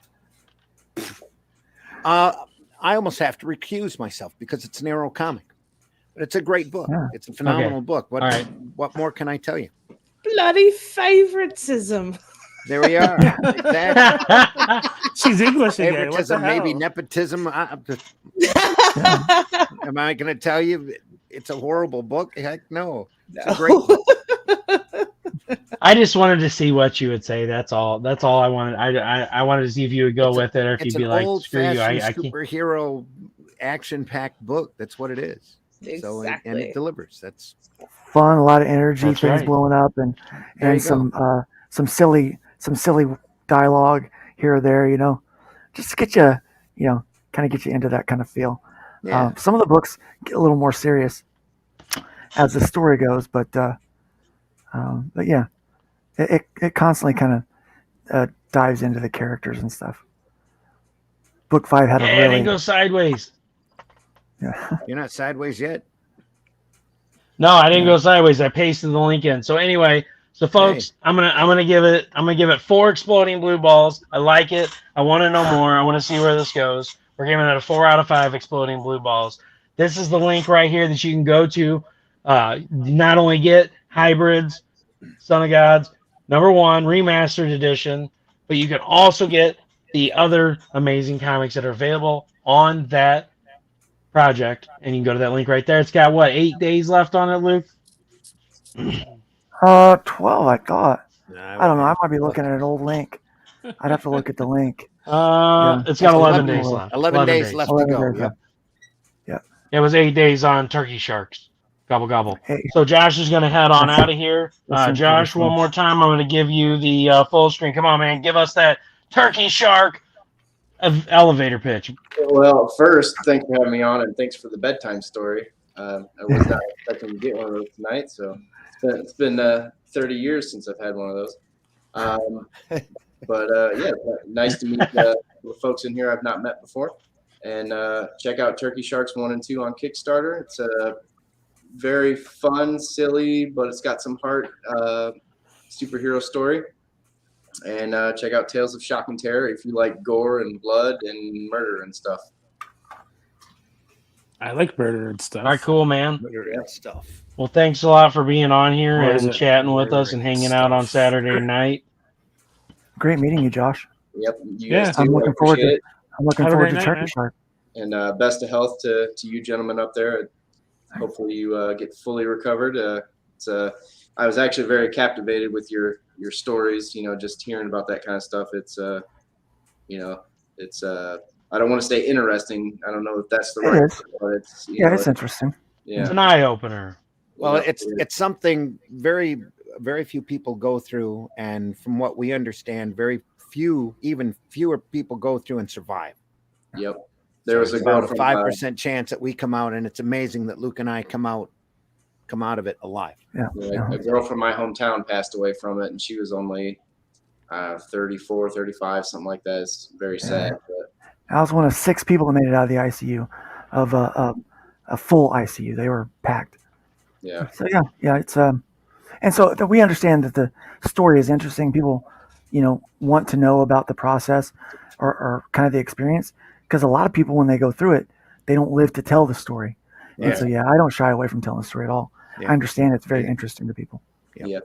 And I think Randy's book, hopefully a lot of people pick that up. I'm definitely interested in seeing that. So, but yeah, have a good night, everybody, and stay safe. And All right. happy Sunday. I guess it's almost Sunday. So Thank take you. it easy. Yep. And We'll see ya. thanks for having me. Good night. Yeah, thanks a lot for being on. And again, that was Tiger Sharks. What is that on Indiegogo? Turkey Shark. Turkey Shark. Turkey Shark. Sorry. Turkey Shark. Sorry. Turkey Shark. Right there. Kickstarter. Right there, Randy. Kickstarter. I'm looking at these I'll send you covers. the link for it. I'm looking at these covers, man, and they're great. It's got a great mind for just bizarre villains. It really does, yeah. Just really good. This looks good. The art looks good on this too. I mean, it looks great. This is does. my kind of book, man. Yeah. How old did I he say sent his it to son was? Josh. Said his son was like 7 or 8. Yeah. Yeah, that's crazy. The Tornado Kid. His son's sitting there writing the book for him. Like, Dad, you got to put this guy in that does this. And Yeah. okay, I mean, this is great. I can't wait to read this book. Yeah. So we kind of glossed over you, April. What have you been working on? There we are. Oh, Thank you. so Suncoast Comic Con's coming up in April over there in Florida, and Ethereal Comics is going to be heading out that way, and we've got some exclusive prints that we're going to be doing. So I got to do some digital colors for Jen Leonard's Wonderland homage that she did, and then I did a Neverland Peter Pan homage with If It Hops agency. So that'll be really cool. Those just got delivered is to the printer awesome. today. And then I think he's got the Listener issue 4 that's currently live on Kickstarter right now. And I am looking forward to eventually getting my grubby little hands on that book if I can. But I've got a couple other things I got to do for BGD. So, so I'm getting ready to. Well, tonight after the show, I'm going to try to. Wait a minute. Wait. Hold up. Did you say you were doing something for JBG? No, but yes, no. For Babe Score and Dinosaurs. You said BGD. I'm sorry. BGD. Are you sure it wasn't JBG? You know, the C is silent. So I'm gonna try to slip downstairs and do the cover for Cat and Piggy Girl, and then get back to doing sequential art for BGD. So for those of you that hung on, you just heard that possible cover that might be coming out now. April spilled the beans. So you guys get the exclusive scoop. You said that I had until the end of March, right? And I got a couple days left. Let's see if we can squeak this in. Yeah. Well, I mean, you got until the 19th. So listen, she did Squeegasm. Like she did like 7 things a day on Squeegasm. So yeah, but we don't want to have Squeegasm. Oh no, not at all. I'm just saying the way. No, we don't need April frustrated and. Wait a minute. You know what you can get for being frustrated? You can get Jizz Be Gone. If you're frustrated and you need to release, you can release all over this towel and it'll clean you up right away. See, here's a word from our sponsor. Oh, shit. Word. No. Hello, everyone. I bagged the Jizz Be Gone, and this towel gets me drier than the Sahara. As soon as I had to leave, he's like, "Oh my god, what the fuck is that shit?" Oh wait, I could be like a red stormtrooper on Star Wars. Even if you can't hit the side of a barn, I can still hit Jizz Be Gone.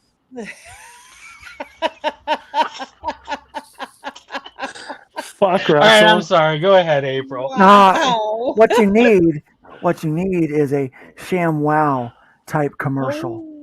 So you should get on that, Russell. Make yourself. Well, you know what? My number one fucking spokesperson decides to get himself banned for showing titties on fucking Facebook. He was supposed to do the audio, and we were going to do this grand video, and then I launched the project, and 12 hours later, fucking 30-day ban.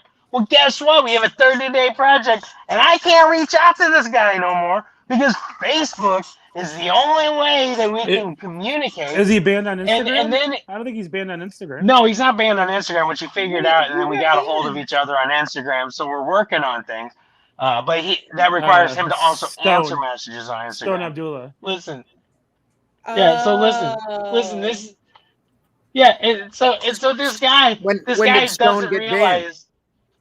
He got banned like the day that we launched, which was the 15th of March. Yeah. Yeah. We launched the 15th of March, and literally the next day he got banned. He got on and caught a 30-day ban. So then this guy doesn't realize you can use the Messenger app still to message people. So like I've sent him like 80 messages. I'm trying to buy something off of his website. I'm like, dude, answer me. I need the first edition of this book. Guys, go check out JourneyOfTheShadow.com. Pick up Journey of the Shadow and Journey of the Shadow 2, Darkness Falls. You can get that pre-ordered right now at JourneyOfTheShadow.com. Get Josh. Join our pity committee squad. There we go. Yeah. I almost said committee, and then it like broke my brain. He's like, it broke my brain. So join our titty squad. And join the titty squad privately. Don't fucking do it on Facebook because you'll get zucked faster than you can say go. So don't be like proudly display your book, not the posters. I have never gotten zucked off of Facebook.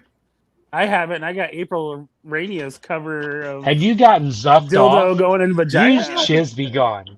I haven't been shadow banned yet, so I'm surprised. I'm sure my time's coming. They're gonna come on to all of my April posts all these fucking Squee After Dark pictures what does she get hit for? She gets hit for that chick from the fucking Seinfeld going, what? Oh my God! Yeah, you forgot about that shit, didn't you? I don't forget about things. That was a warning, and you got a warning. That was on Instagram. That's not Facebook. I got a warning. Okay, well, and listen, I Maida owns it, and they're like, "Okay, we'll allow it." I'm like, "And I win." Oh my God! I'll find the image too, folks. At least it's not. At least it's not Luis Torres saying, "Show me your tits, Russell." And yeah. Oh my God! I got Luis Torres banned for 24 hours. So Luke and Randy, you guys are new to the show. I don't think April's heard the story yet either. So I was live, and I was just being stupid one day. You're doing that one chip challenge. You're doing the one chip challenge, I think. Yeah. I was doing the one chip challenge for charity, folks. It was for comic books for kids. I did the Pocky one chip challenge. It lasted an hour and 15 minutes. We raised $323. So thank you for everybody that donated to that. The more that people donated, the longer I went without drinking anything. And I just hung out live and chatted with everybody. But I did the one chip challenge, and that's what it was. Like a few weeks before, I was being stupid. And I was like, woo! You know, like I'll show you boobies. And so Luis gets on the fucking one chip challenge video, and he goes, "Show me your show me your boobs." And so I did, and he got fucking banned for like 3 days. He got a 72-hour ban for asking me to show him my boobs. It was so funny. Because Steph Wilson took full advantage of it. He's like, "Hey everyone, you're free from face swaps for 72 hours because Luis is banned. Thanks, Russell." I was like, I didn't know that's all it fucking took. What did you get, Russell? What did you get? I didn't get anything. You are the one that actually showed your boobs. $dollars for charity. Yeah, but his are man boobies. You can show man boobies all you want. Look at Raven Gregory. Well, listen, I took my shirt off before I even started the video. I went live shirtless. And for the sole reason of I was eating the fucking hottest chip on earth. And I wanted to be well ventilated in case it plus I didn't if it started like drooling. I didn't want the red chip because the chip's black. Yeah. Like the chip's like fully fucking. You pull it out, it looks like death. It's just like covered in this thick black paste. That's what she said. That's what she said. And that's what she said. You went back to regular chips. So it's totally different. Yeah, and so like I didn't want it on my shirt, so I went live shirtless. But yeah, so I did get Luis banned for 3 days. I've never gotten zucked off of Facebook or banned on Twitter or any of those. But I have friends that have done it for political stuff. Like, because they'll like share or say some I'm like, come on, are you trying to get banned? They're like, yeah, kind of. And I'm like, well, that's a good attempt. I've had fact checkers be like, oh yeah. I'd be like, but it didn't result in anything for me. Yeah. I've gotten fact checked a lot on stuff. And I'm like, that's stupid. Like I shared something about gas prices and there's a fact check on there. And I'm like, that's funny. Like, trust me, I lived this crap. I know what gas prices were. Yeah, it's ridiculous. The stuff that you get on there. I got shadow banned back in December for memes. And I'm like, they wouldn't even tell me which meme, just that I was shadow banned for 30 days. Yeah. Zem gets his phone back, right? You know, and he can finally move his arms, gets his phone back, gets on Facebook. First thing he does is get banned. He gets shadow banned. First couple of days on Facebook, back on Facebook. Something happened. I still don't know what it was. Because I try not to be political on my page. I'll be political on everybody else's page. Yeah.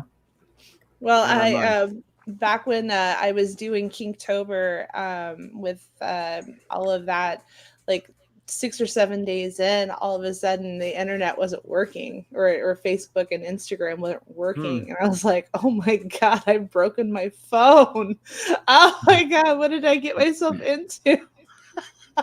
And I sweated it out for like 4 or 5 hours before I was like, oh my God, Gus, I've done everything. I don't know what to do. And he's like, what'd you do? I'm like, nothing. I think I don't know. And he's like, oh, well, yeah, exactly. It's like, well, the part of the internet is like broken and down. Like, oh, that's what it is then. Oh, thank God. April's here like Kingtober broke Facebook. I was really scared that I had done something really bad. I am just dangerous enough to like get myself into trouble, but not know how to fix it, Yeah. So You know what breaks Facebook? When you get on Facebook and like this is the first thing you see. right? It's like, right? what did I even get onto Facebook for? Yeah. That was what Randy was saying the other day. He was at the doctor's office and he was on Facebook and he's like scrolling through all these comic posts like, nope.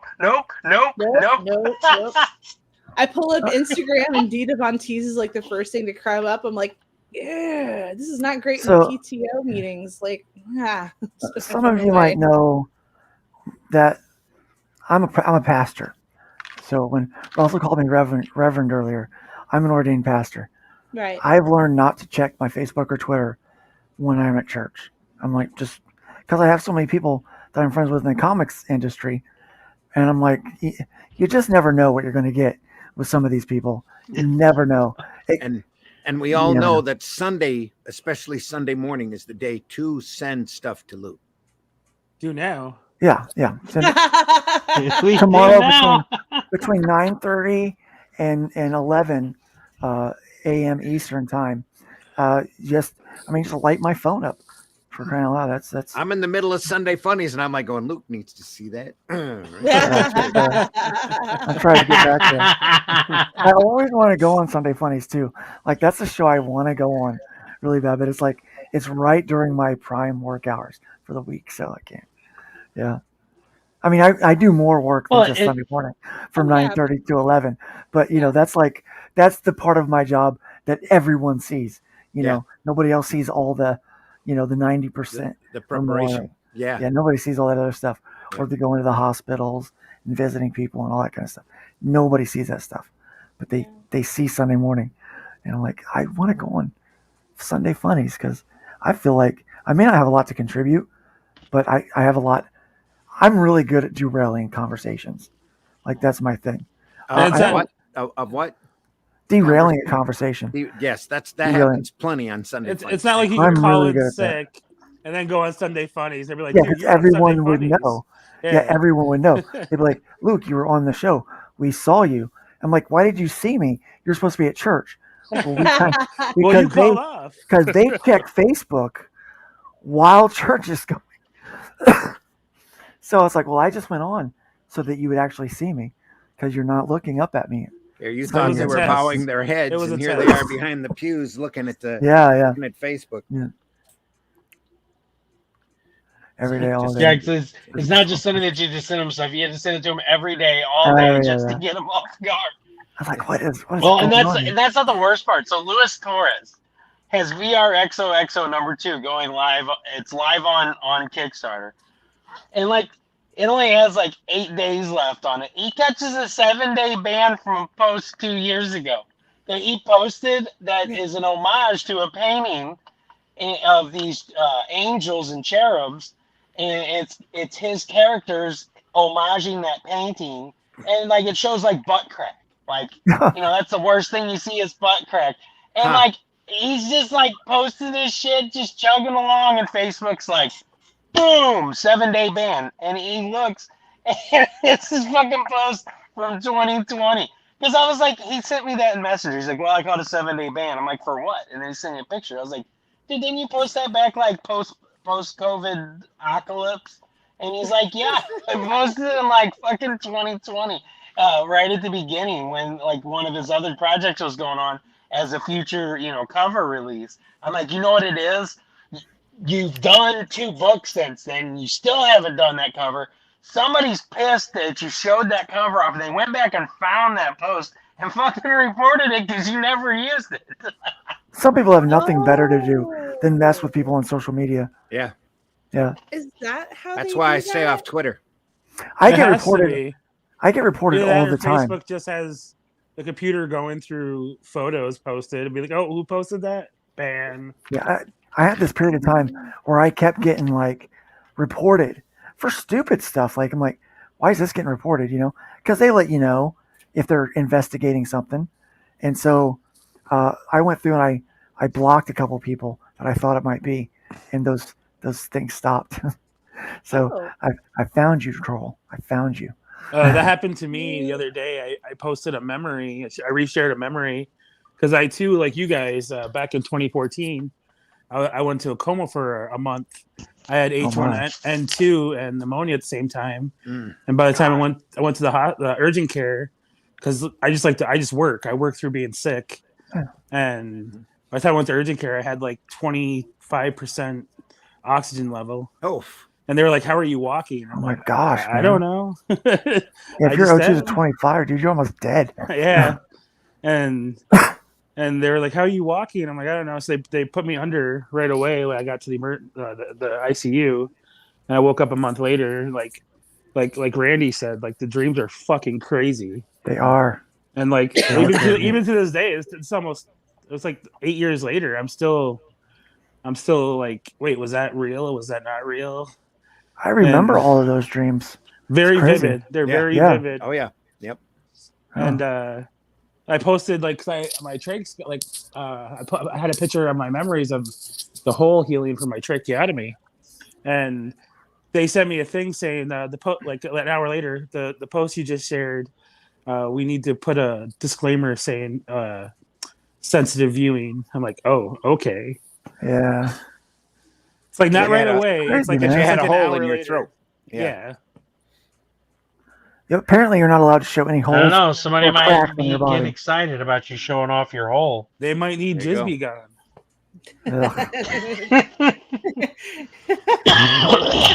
Thank God it's not October. Oh God. I don't even want to. No. Big safer. You know, I was gonna be nice and show off some the original art I got from you recently, but not now. Oh. So, do you see that? This is what I just got from April. That's good stuff. There you go. It's Major Kusanagi from Ghost in the Shell. She's always flying out windows and all kinds of stuff. Well, my next one from you is I want the same thing, but from the front. Ooh. You're like, That's what she challenge said. accepted. That's what she said. That's a good. I can't believe I missed that one, Sam. What's wrong with me? I must be getting tired. How did I miss that one? That was a great one. On my show, I do a show called Nerd Bacon on Thursday mornings. It's safe for work, but I do have a That's What She Said clip that every time somebody has a That's What She Said joke, I just play it. So it's nice. Yeah, I'm a big fan of The Office. So our whole family. I actually sat down to watch that show yet. But man, Smithers, that's a crazy story. Glad you made it through it. Yeah. I wonder how much weight you lost. Well, I was about 420 when I went in. And when I came out of the hospital, I was at like 360. Oh, wow. Then I gained it all back, and now I'm just stupid. But yeah, I lost 80 to 85 pounds. I lost. I'm still down about 65 pounds from. It was when I went from the hospital to the nursing home, because once you woke up, I was fine, but I was still being tube fed, and they restricted me down to 5 ice chips an hour. It's the only thing I could. That was the craziest thing. Like, so you're sitting there with the tube in your throat. That's what she said. And the tube in your nose, and like you're getting everything just pumped into your body. Mm-hmm. They would let me watch TV where they're showing Gatorade commercials, water commercials, Pizza Hut commercials to me. Pizza commercials even though I'm not hungry or tactically thirsty, my mouth just like, man, that looks refreshing. So bad. And like, I remember when they finally took the trach out. And then they let me eat stuff. Like the occupational therapist came in and she's like, "Here, try this. Here, try this." Yeah. And then like the first time she let me eat something, I'm like, will you marry me? Like, I just proposed because it was like the best feeling in the world. It was like I drank a fucking glass of water. It was like the best thing in the world. Yeah, the first time I had an ice chip, man, it was great. But when they allowed me to eat, they brought me mashed potatoes, right? Yeah. So the first thing I could eat, they got me mashed potatoes. I took one bite of it. And I slid it away. And my wife's like, "You don't want it?" And I go, "No, they're terrible. It's terrible." And she goes, and she tasted it. She's like, I don't know if I hadn't eaten for a long time. Maybe, if I was hungry, I might try it. I said, Beth, I haven't eaten in 74 days. I'm not going to touch it. It's that bad. I'll wait 75 days before I have something. Oh, that's some pretty bad fucking mashed potatoes. Wow. It was terrible. It was bad mashed potatoes. And there for a while, all I would have, they'd bring me Jell-O, pudding, and applesauce. I got so sick of Jell-O, chocolate pudding, and applesauce. I was like, man, this is terrible. But now I eat whatever I want. And but yeah, I actually, my blood sugar's better now. I'm not having any issues with that. They finally got medication figured out. But I've gained back 35 pounds, but it's not fat. It's like because my muscles were so atrophied that I'm just getting back to normal. Yep. And I'm putting back all my weight as muscle weight now. Yeah. So yeah. Are you Well, guys walking? not all of my weight because I still have those love handles. Are you guys Those love handles walking came and back stuff really by quick. yourselves? Or do you I still am now, yes. Yeah, I short distances. I can't long. I'm still in the wheelchair for a long distance. So- I'm still on oxygen, as you can see. Yeah. I've got them. I don't know how, man, but that guy, he come out better. I think he got better care than I did. Well, It's part of it. I think know- so too. Yeah, I know when because I came out- once I got to the nursing home, the care just was phenomenal. In the hospital, they dehydrated and emaciated me That's what they did to me too. Yeah. because I was on that tube feed. They didn't want to give me any other fluids or anything. I had to tell them that I was dehydrated. I'm like, look at my Dude, I I was out. bag. It is brown. I have no water in me. I need some saline. Well, dude, Before they even. I was that out. the hospital. My wife had to tell him, look, you're starving him. They went 12 days without giving me anything in the feeding tube. Anything. What? Yeah, 12 days. And then when they installed they went in and installed a feeding tube, the guy that was installing it, my stomach came loose and fell away and perforated. So they had to do emergency surgery to repair me. And then they put in instead of a G tube, a gastric tube, they installed one into my jejunum. So it was a J tube. And then it took me like a month to finally get it out after they stopped using it because the surgeon that put it in never thought she was going to have to put it out. She thought, take it out. She thought I was going to die. So it's like they don't need her to come back to remove it from a corpse. They just give it a jerk, So, yeah, so the crazy thing was, and it's still healing. It's been over a month, and I still have a hole in my stomach.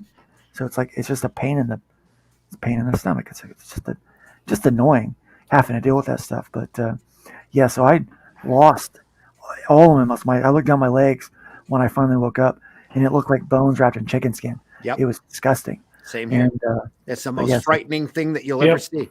yeah, I'm like, oh my gosh, this is what I'm living in.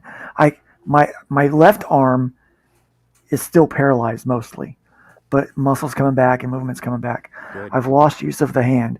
You can see I can wiggle the fingers like this, but that's all I got. These two fingers I get more out of, but I'm trying to see. I have to help it to get it up like that. That's what she said. My right foot was like that, like the nerve that runs down the into your big toe. Yeah. Pull your foot up. Yeah. I lost the memory. So when I was learning to walk and stuff, I'd be dragging my foot like this. Yeah. To pick it up. Like it took me like almost 2.5, 3 months to get that to actually start going like this. And even today, I still have issues with it. Like my toe always wants to like stick up hard, where the other ones I can move down. I got neuropathy in my feet because like you slide down in the bed and your legs go weird. So yeah, it was, dude, just stupid. I understand. Like I don't just like, oh, I get it. No, dude, I get it. No, I know you do. Same issues. Like listen to you guys talk. It was just blowing my mind yeah. because when I talk to most people about it, they're like what's his name that was just on the here, Josh. They were like, wow, that's incredible. Like just listening to you talk, like listening to you guys talk, I was just like, holy shit! Like I was starting to tear up. Like I was just like, damn. First thing when I woke up and realized I couldn't move, it's like, well, can I at least wiggle my toes? And so I was staring at my feet, making my toes wiggle, and going, well, thank God, at least the nerves running from the brain down to the tip of the toes are still there. I'll be lucky if I walk again. And they didn't think did they tell you that you wouldn't walk again? Yeah, they told me when I got to the nursing home and they saw how bad off I was as far as the atrophying went, They said they were shocked that I would be walking. Yeah. But because it took me forever even to sit up. It was the first time I sat up, I had a major anxiety and panic attack because nobody warned me that there's a major decompression when you're laying on your back and suddenly you go up to a sitting position. You know, you don't just, oh yeah, well, I'm up in a sitting position. Just like no, it's a tremendous head rush. Oh yeah. And I just freaked, absolutely, almost to the point where I was screaming, begging to be laid back down. My blood pressure bottomed, and they had to tip me upside down in the bed. And they came in, and they couldn't revive me. And my wife walked in, and they're like, "Okay, we're trying to bring him back." And I was going out. Blood pressure was like 80/20. They're like freaking out, and so they're trying to bring me back. They're sitting there, chest compression, and then one of the nurses is like slapping me. He's like, "Mr. Stone, wake up!" And I'm like, "Fine." I finally start coming back, and I'm thinking, "What are you doing? Slapping me for? What is this? What's going on?" Yeah, it was kind of messed up. The first time they tried to sit me up, it's like, what is this? It's been a journey, and every time I meet someone like you, Smithers, that kind of gets it, it's crazy. Yeah. But I know you mod me. I think that's how you say his screen name. It says, what the hell did they do to those potatoes? Dude, I do not know what they did to those potatoes, but it was ungodly. I remember the first. That's Jack. That's his Mod Nation Racer screen name. So he had to make a YouTube, and that's what he made it. The potatoes the potatoes I had at the nursing home had a slathering of gravy on them. They were delicious. The first meal I had after I never got tired of their mashed potatoes. Cranberry juice, on the other hand, I'll never have cranberry juice again, at least not for a long, long time. And so help me, anybody brings me any pulp water, I'm just going to throw it right back in their face. That's water. Ganglious. Yeah, because they don't want you to drink pure thin liquids because they're afraid that you inhale it and it'll go straight into your lungs. Yeah. They put a thickener in it. Yeah. They give you a thickener. Okay, that makes sense. And it's the grossest, oiliest tasting shit that you ever can imagine. Oh, yeah. Yeah. It's terrible. And there was one time when I was on the tube feed that my sugar started crashing, and they gave me this little packet, like a ketchup packet, that was filled with super intense sugar. It wasn't even sugar. It was like fruit juice type. I had pure that glucose taste in my mouth for days. Yeah. Oh, it was pure horrible. glucose, man. It was so bad. I had to take a picture of it so that I could hold my phone up to the nurse and go, I never want this again. I don't care how bad off I am. Don't ever give me this again. Like, don't revive me. Like, you just gotta have done. I never want to taste that taste again. Yeah. Yeah. So I was in a total of 4 different facilities. My last facility is where I really started to improve. But one of the nurses I had, Sam, at night, he was one of my night nurses. He would always bring me this medicine, and there was this like thick stuff. There was like that glucose stuff, and I was like, "Man, this stuff is disgusting." Yeah. And I said, "You ever tried this?" And he's like, "No." And I'm like, "Then why?" I said, "Why are you giving it to me?" You know? He goes, "Because you need it." I'm like, "You taste it here. Give it a taste." And he's like, "No, I won't do it." And I'm like, "How could you give me something that you yourself wouldn't take? This is terrible." But the last facility, the food was pretty good, and so they had good mashed potatoes, good corn. But I started eating when I was able to eat regular food. Now the worst thing in the world that I've ever had is pureed bread. Okay, they had garlic bread that was pureed. It's disgusting. And one day, when I was first started eating, they gave me everything was pureed. I had that for 2 weeks. Everything was pureed for 2 weeks. It was a month because they had a switchover of leadership in the speech therapy. And so the lady that was taking over, for 2 weeks, they didn't have anybody there. And then she went on vacation. She was scheduled for vacation for 2 weeks. Yeah. And so it was 4 weeks before she came to do my swallow test. Yep. So it was 4 weeks where, and then she was like, I want to take it easy. And so they had me on this, that's right. Yeah. And so they had me on this puree diet. And one morning they bring me puree banana pancakes. And I kid you not, that crap was brown. Yeah. Was it good though? Yeah. No, I didn't. I couldn't eat it. I couldn't taste it. Oh. I wouldn't do it. I was like, no, I'm not going to do that. You were lucky you had any type of variety for breakfast whatsoever, because my breakfast always consisted of sausage and sausage gravy that was pureed, Yeah. oatmeal that was pureed, Yeah. worst tasting shit you can imagine, and scrambled eggs that were still pureed. Sure. Everything pureed. Yeah. Everything was pureed. Everything pureed. And I had that straight for 2 weeks. Man, every breakfast. I was so lucky. Cafeteria scrambled eggs are hard to stomach as it is. my I could God, not yeah. fucking imagine pureed scrambled eggs. That sounds like barf in a fucking jar. Yeah. My first meal was breakfast on January 1st. And the dietitian came by on the 31st and asked me what I wanted for breakfast, because I could have anything. And she wow, you got to eat that early. Oh my You're God. so lucky. That's, if you go back on my timeline, I took a shot of it because it was beautiful. Pancakes with strawberry syrup and strawberries on top of it.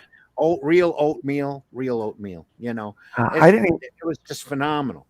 I didn't get cleared to eat regular food until the middle of December.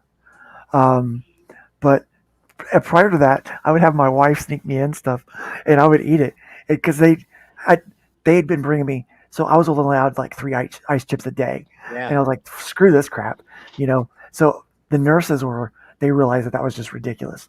So they would bring me cups of ice chips. Yeah. But I realized if I let that cup melt, I've got ice cold ice water. Yes. And so I was drinking. I was gulping this stuff, right? You weren't supposed to. I wasn't supposed to. I was supposed to. But I've never listened to authorities.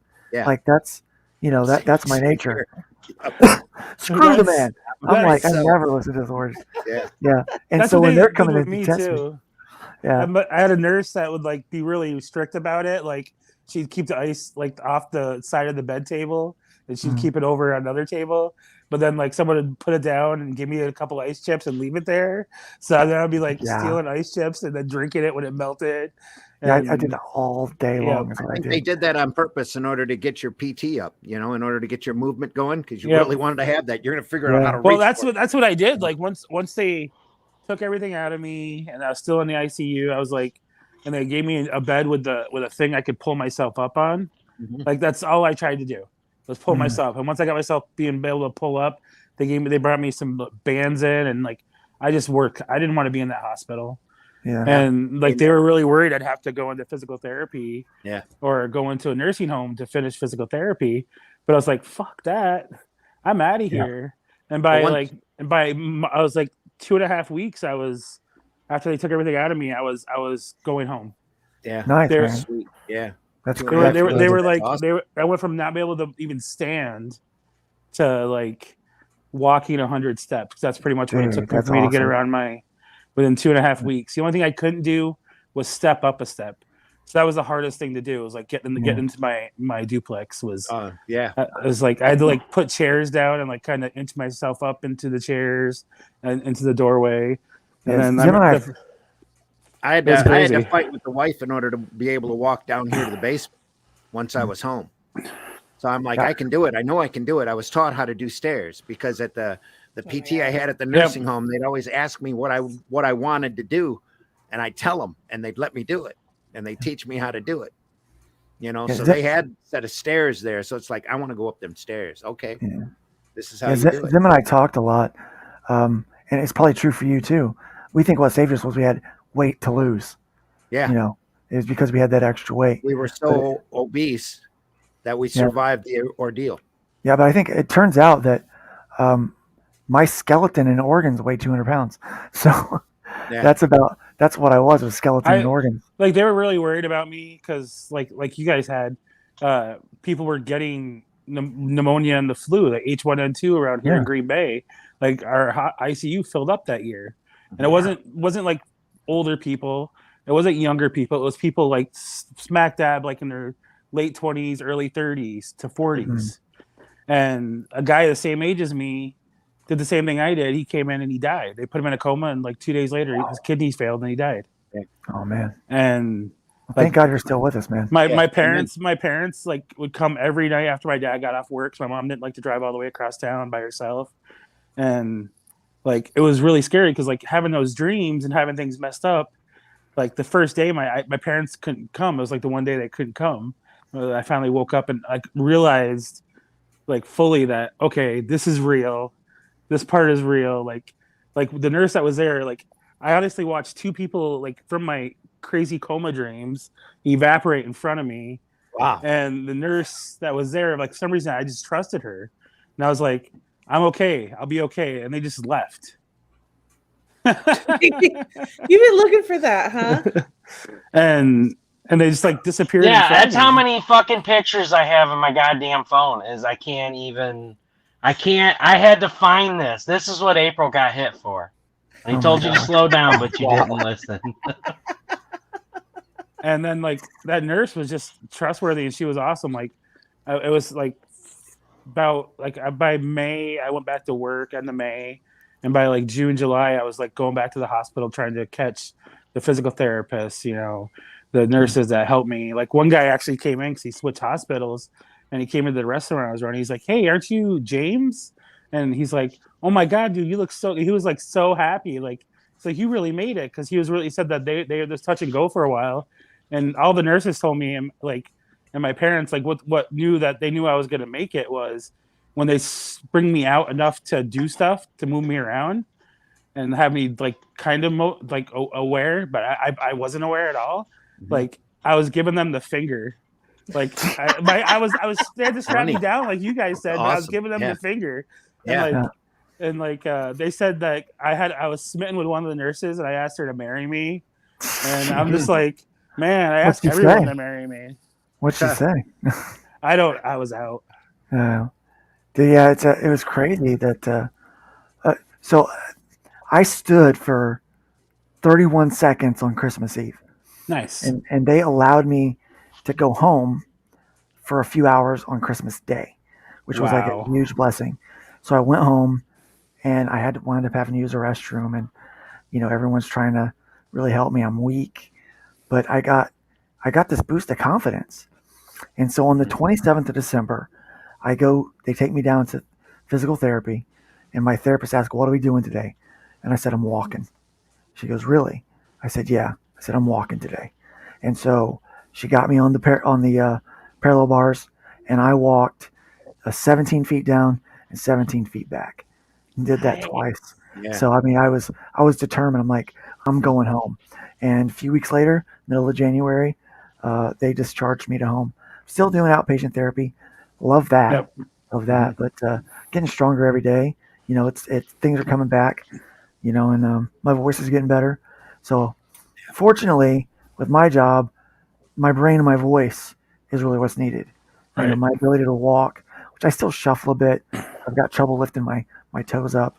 And so I've got some problems with that. Endurance is a problem. And obviously using my left hand. I used to play guitar, can't do that anymore. Used to sing, can't do that anymore. But I can still draw, so things are okay over there. But luckily, with my job, that's not necessary to be able to do those other things. Now, if I didn't have that job and I was working somewhere else, I'd have to go for disability. I mean, there's just no way I could work a normal job right now. Mm-hmm. There's just not the energy there. Like, we've been on this for 2 hours and 13 minutes, and I'm going to crash after this. I mean, I'm almost completely drained of, and you probably even hear my voice. Yeah. Like the fatigue that sets in. But it's crazy. And that's where the cough comes from too. Start to get tired, my trachea, I just start coughing and stuff. But, the process of getting better is, it's interesting, because it's hard, number one, to kind of come back from those places, but you got to relearn everything. The hardest thing that I ever did, and they said that I wouldn't do it. And pretty much if you say that I'm never going to do it again, that fires something up in me to be like, yeah, hold my beer and watch this. Number one priority. Yep. Yeah. So they said I would never breathe on my own again without a ventilator. And that was the hardest thing that I ever did, was relearning how to breathe. The first day that they took me off a vent and put me on CPAP, which is where I'm in control of my breathing, it was 20 minutes. And it wiped me for 2 days. And the first time they allowed me to go overnight, the nurses were freaking out because my heart rate was at like 130, 135, and I was just pouring sweat, laying there in the bed, breathing. Breathing was the biggest workout that I could do. But I barely slept that night, but I fought through because I did not want him to turn that vent back on. I was like, don't do it. Don't do it. I'm doing this. So yeah, learning how to breathe again on my own was the hardest thing I ever had to do. So everything else after that's been kind of easy compared to, Yeah. So it's like, yeah, I can do it. I can get there. I had a physical therapist. So I had two of them that would rotate and come into my room, and one like that I stood up for was a long, I'll tell you in a second, but like they had me at this machine that tries to help you stand up, right? Tries to support you. Yeah. And for some reason they put it around me wrong the first time, and it really hurt. And so I didn't want to use it, and I was really weak. And then like I was getting depressed, and the one that helped that ended up being more there most of the time before I got out of the hospital. She was like, "Oh, poor James, he can't stand." Like I was like, "Fuck you," and then like that just motivated me to like I'm gonna stand up. And then the next one came in the next day, and she's pregnant. She's like 7 months pregnant, and they didn't have a strap on me. I was sitting on the bed, and I was trying to stand up, and I couldn't do it. And she's like, just take a break and just stand. And I'm like, nope, I'm standing. And I just pushed up and stood. And she's like, oh my God, you're standing, but sit down, because I had no strap on me if I would have fallen. Yeah, they gotta have that. They gotta have that gate Right belt on your face. Yeah. Yeah. They And gotta have she's that gate belt. Yeah. Yep. Yeah, but that's and like you said, like I was just like, okay, after like a week, I was like, what do I need to do to go home? Yeah. Like, and they're like, well, you need to. How big is your place? And I explained it to them. They're like, well, you need to walk at least 100 steps. You need to be able to go up at least one or two steps. You need to be able to do like shower yourself. And I was like, all right. And then like we were walking, and she's like, furthest I ever went was like 15 or 20 steps. And I'm like, nope. And I walked all the way around down the hall, all the way around past the desk, all the way around. And she's like, that was like 300 steps. I'm like, yep, I need to go sit down and go to bed. Sorry. So we went back to my room, and I just took a long nap. Yeah. Yeah. They were giving me like Prozac, and they were giving me ADD medication in the morning. And then they're giving me like all this sleeping stuff, and like I'd literally sleep like 6 hours a night because like they were waiting until like 11 o'clock to give me stuff to go to sleep, and then I'd fall asleep by midnight. And by like 5:30, 6 o'clock in the morning, they're coming in and giving me shots in my stomach. Yeah. So, and I'm just like, then they're waking me up. Man, isn't it?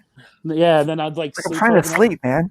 Then I'd wait till 9. I'd sleep for like another half hour, and then they'd wake me up for breakfast, and I'm just like, dude. And then they give me the medication. I'm like, okay, what the hell am I taking finally? And they're like, you're taking like Ritalin, you're taking Prozac. I'm like, why am I on Prozac? They're like, because people in this position get depressed. We're trying to keep you from being depressed. And I'm like, they wanted me to continue it after. I'm like, no, I don't need that shit. Yeah, like, look, man, the hospital food is depressing enough to make you want to kill yourself. That's the one thing. Like the hospital, too. Aurora Baycare Hospital here in Green Bay on the east side. People go there for lunch because their food's so good. Oh, nice. Yeah, like the first food they brought me was like mashed potatoes and gravy and turkey and gravy, and I ate like 2 bites of the mashed potatoes and a piece of the turkey, and they gave me a diet ROC or whatever the hell it's called. And because they knew I like diet soda, and I took or diet Dr. Pepper. I took like one sip, and I'm like, this is the grossest shit I've ever had in my life. I did drink diet soda for like 4 months after that. Now I love Coke Zero. When they were allowed me to have a soda again, oh my gosh, it was like, I was like, oh, this is the best thing ever. It took like it was like a religious experience. It took for me it was Werner's. Oh, I love ginger ale. I love ginger ale. Yeah, ginger ale's good. Yeah, dude, they had me on like antidepressants and stuff like that. Yeah, I was on 8 milligrams of Dilaudid a day. Jesus, that would knock most people out. It was like taking Tylenol for me. They would put me on that sit-to-stand. I hated that thing, man. Especially, so they put you in there wrong. It's supposed to have 2 straps. 1 strap around your bottom, 1 strap under your arms. They would never put the strap around my bottom. And I couldn't stand. I had no muscles, right? So they would just jack me up, and I'm falling out of the thing. It's holding my arms. I've got sore shoulders.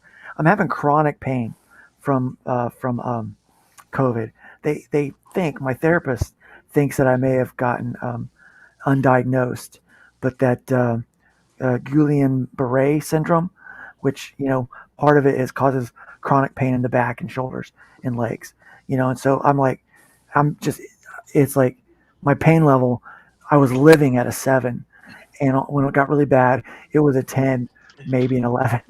I felt like Spinal Tap. It goes to 11. I swear to God, it goes to 11. And they would crank me in that thing to try to get me to stand. And I'm like, well, I was like, I swear to God, you got to stop it. I'm not, if it would freak me out. But then they would put me in the Hoyer to move me. And I don't know if you've ever been in a Hoyer, but it's like this lift that they put this cradle underneath you. And that was fun. They would put me in that thing and they moved me around. And a couple of the nurses were so bad at it that I would just get swinging back and forth. And I'm like, I'll stay here all day. I don't care. One day the battery died when I was in the air. And they're like, we don't know what to do. And so they wound up raising the bed as high as they could get it, as high as they could get it, so that I could lay my head back. And they stacked pillows so I could lay my head back. And then they had to plug it in and wait for it to charge. So I'm hanging up there for like 20 or 30 minutes, watching TV. And they're all like, we got to do this before the bigwigs come in and see this. They're freaking out.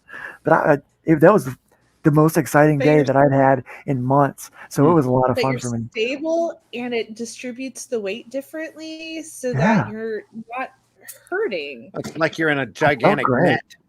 Yeah, I felt great. Yeah. Suspended. Yeah. Yeah, my back wasn't hurting. Freak out about nothing, but it's not bad. Yeah, I was like, let's leave me here for a while. Let me take a nap.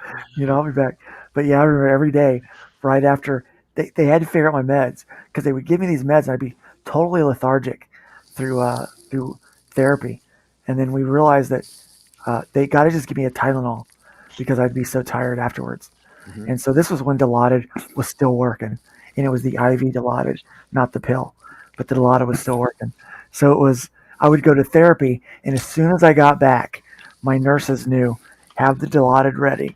So I no more than got back in the bed, and they were over there hitting me with the Dilaudid. And I was like, see you guys, I'm out.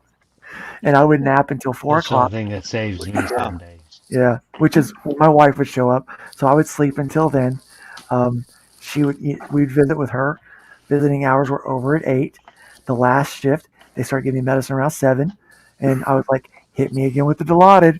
And they would hit me with Dilaudid, and I would sleep until 2 or 3 o'clock in the morning, which is when they came in to do vitals. And I would sleep again, and then 4 o'clock, 5 o'clock, they wake you up. And then they would bring me breakfast when I was finally eating. And I'm like, I don't eat breakfast. I eat breakfast food, but not in the morning. I mean, who does that? I played rock and roll Stupid music. people. I played rock and roll music, man. I was like, I was in a band. We would eat at I was up until 1 or 2 o'clock in the morning every night, even when I had kids. I'm up all night long. And I'm like, we don't eat breakfast at 8 o'clock in the morning. Like, we eat breakfast food at noon. Who gets up that early? And I didn't get up that early. People who are crazy enough to have kids. I don't have kids, and I'm up that early. I've got 2, and I'm grateful that I've got the 2. They're amazing. So Smithers, I got to ask you this before I forget. When you have the really bad nerve issues with your leg and your feet and stuff. Yeah. Do you ever feel like your foot's wet and you check your foot thinking you stepped in a puddle of water and it soaked through your shoe and your foot's not wet? No, what I do feel like is my foot's burning on fire. Sometimes. Well, I have that, and I have this because I have the severe nerve damage to my right leg, and that's one of my biggest complaints. And nobody I've ever talked to that at least recently has ever had that. But we went and visited my dad 3 or 4 weeks ago, and I was telling my dad, he asked how things were going. And I said, well, I might be going in for a procedure soon, so work and all this stuff's going to stop for a while I'm down, because I'm not doing too good the last week. It's been really, really bad. I was trying to hear that, man. I told him, I said, you ever hear or feel like your foot's wet? I'm like, it's the weirdest fucking thing. I'll be walking, and it won't even be wet outside, but I get this feeling all of a sudden I stepped in water and there's a hole in my boot and my socks soaked. That's crazy. And I'll literally stop and I'll sit down and I'll unlace my work boot and take it off, and my sock's completely dry. It's not even sweaty, not nothing. but my foot feels wet, and it's the most. It is the biggest mind fuck in the world to feel like your foot is wet, but your foot is not wet, and I can't get over it. Like like I know it sounds stupid, but when you experience something like that, the feeling of being wet, but you're not wet, is very unsettling. Yeah. Yeah, I Like can relate kind of to like when that. you go to CT And I and do you have feel that. like you pissed yourself. I can Oh, relate to you that 'cause do I have that? Yeah, I do. When I'm wearing shoes, so I walk around in socks all the time because it bothers me. But yeah, my Yeah. feet feel wet. It's only when you wear shoes. Yeah. It's never when you're barefoot. Yeah. It's only when Yeah. you have shoes on. Yeah, I've got nerve damage in my feet. Obviously, my left arm feels like Smithers' feet. It's on fire all the time. But they got me on that. Gabapentin? No, they had me on gabapentin, but that stuff. I know the listeners are probably loving this conversation. But that gave me severe depression. Like I was like not doing well. So they got me on Lyrica now, which is a controlled substance. Right. But the Lyrica, that does the trick, man. Like it still sometimes has pain. For the most part, it's gone.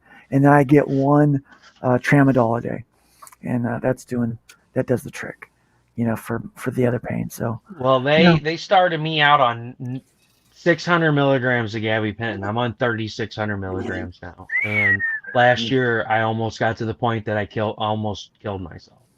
Like I really wouldn't think that I would ever do it, but I was in such a bad place last March. I finally went to the doctor and I said, "You guys are gonna have to do something."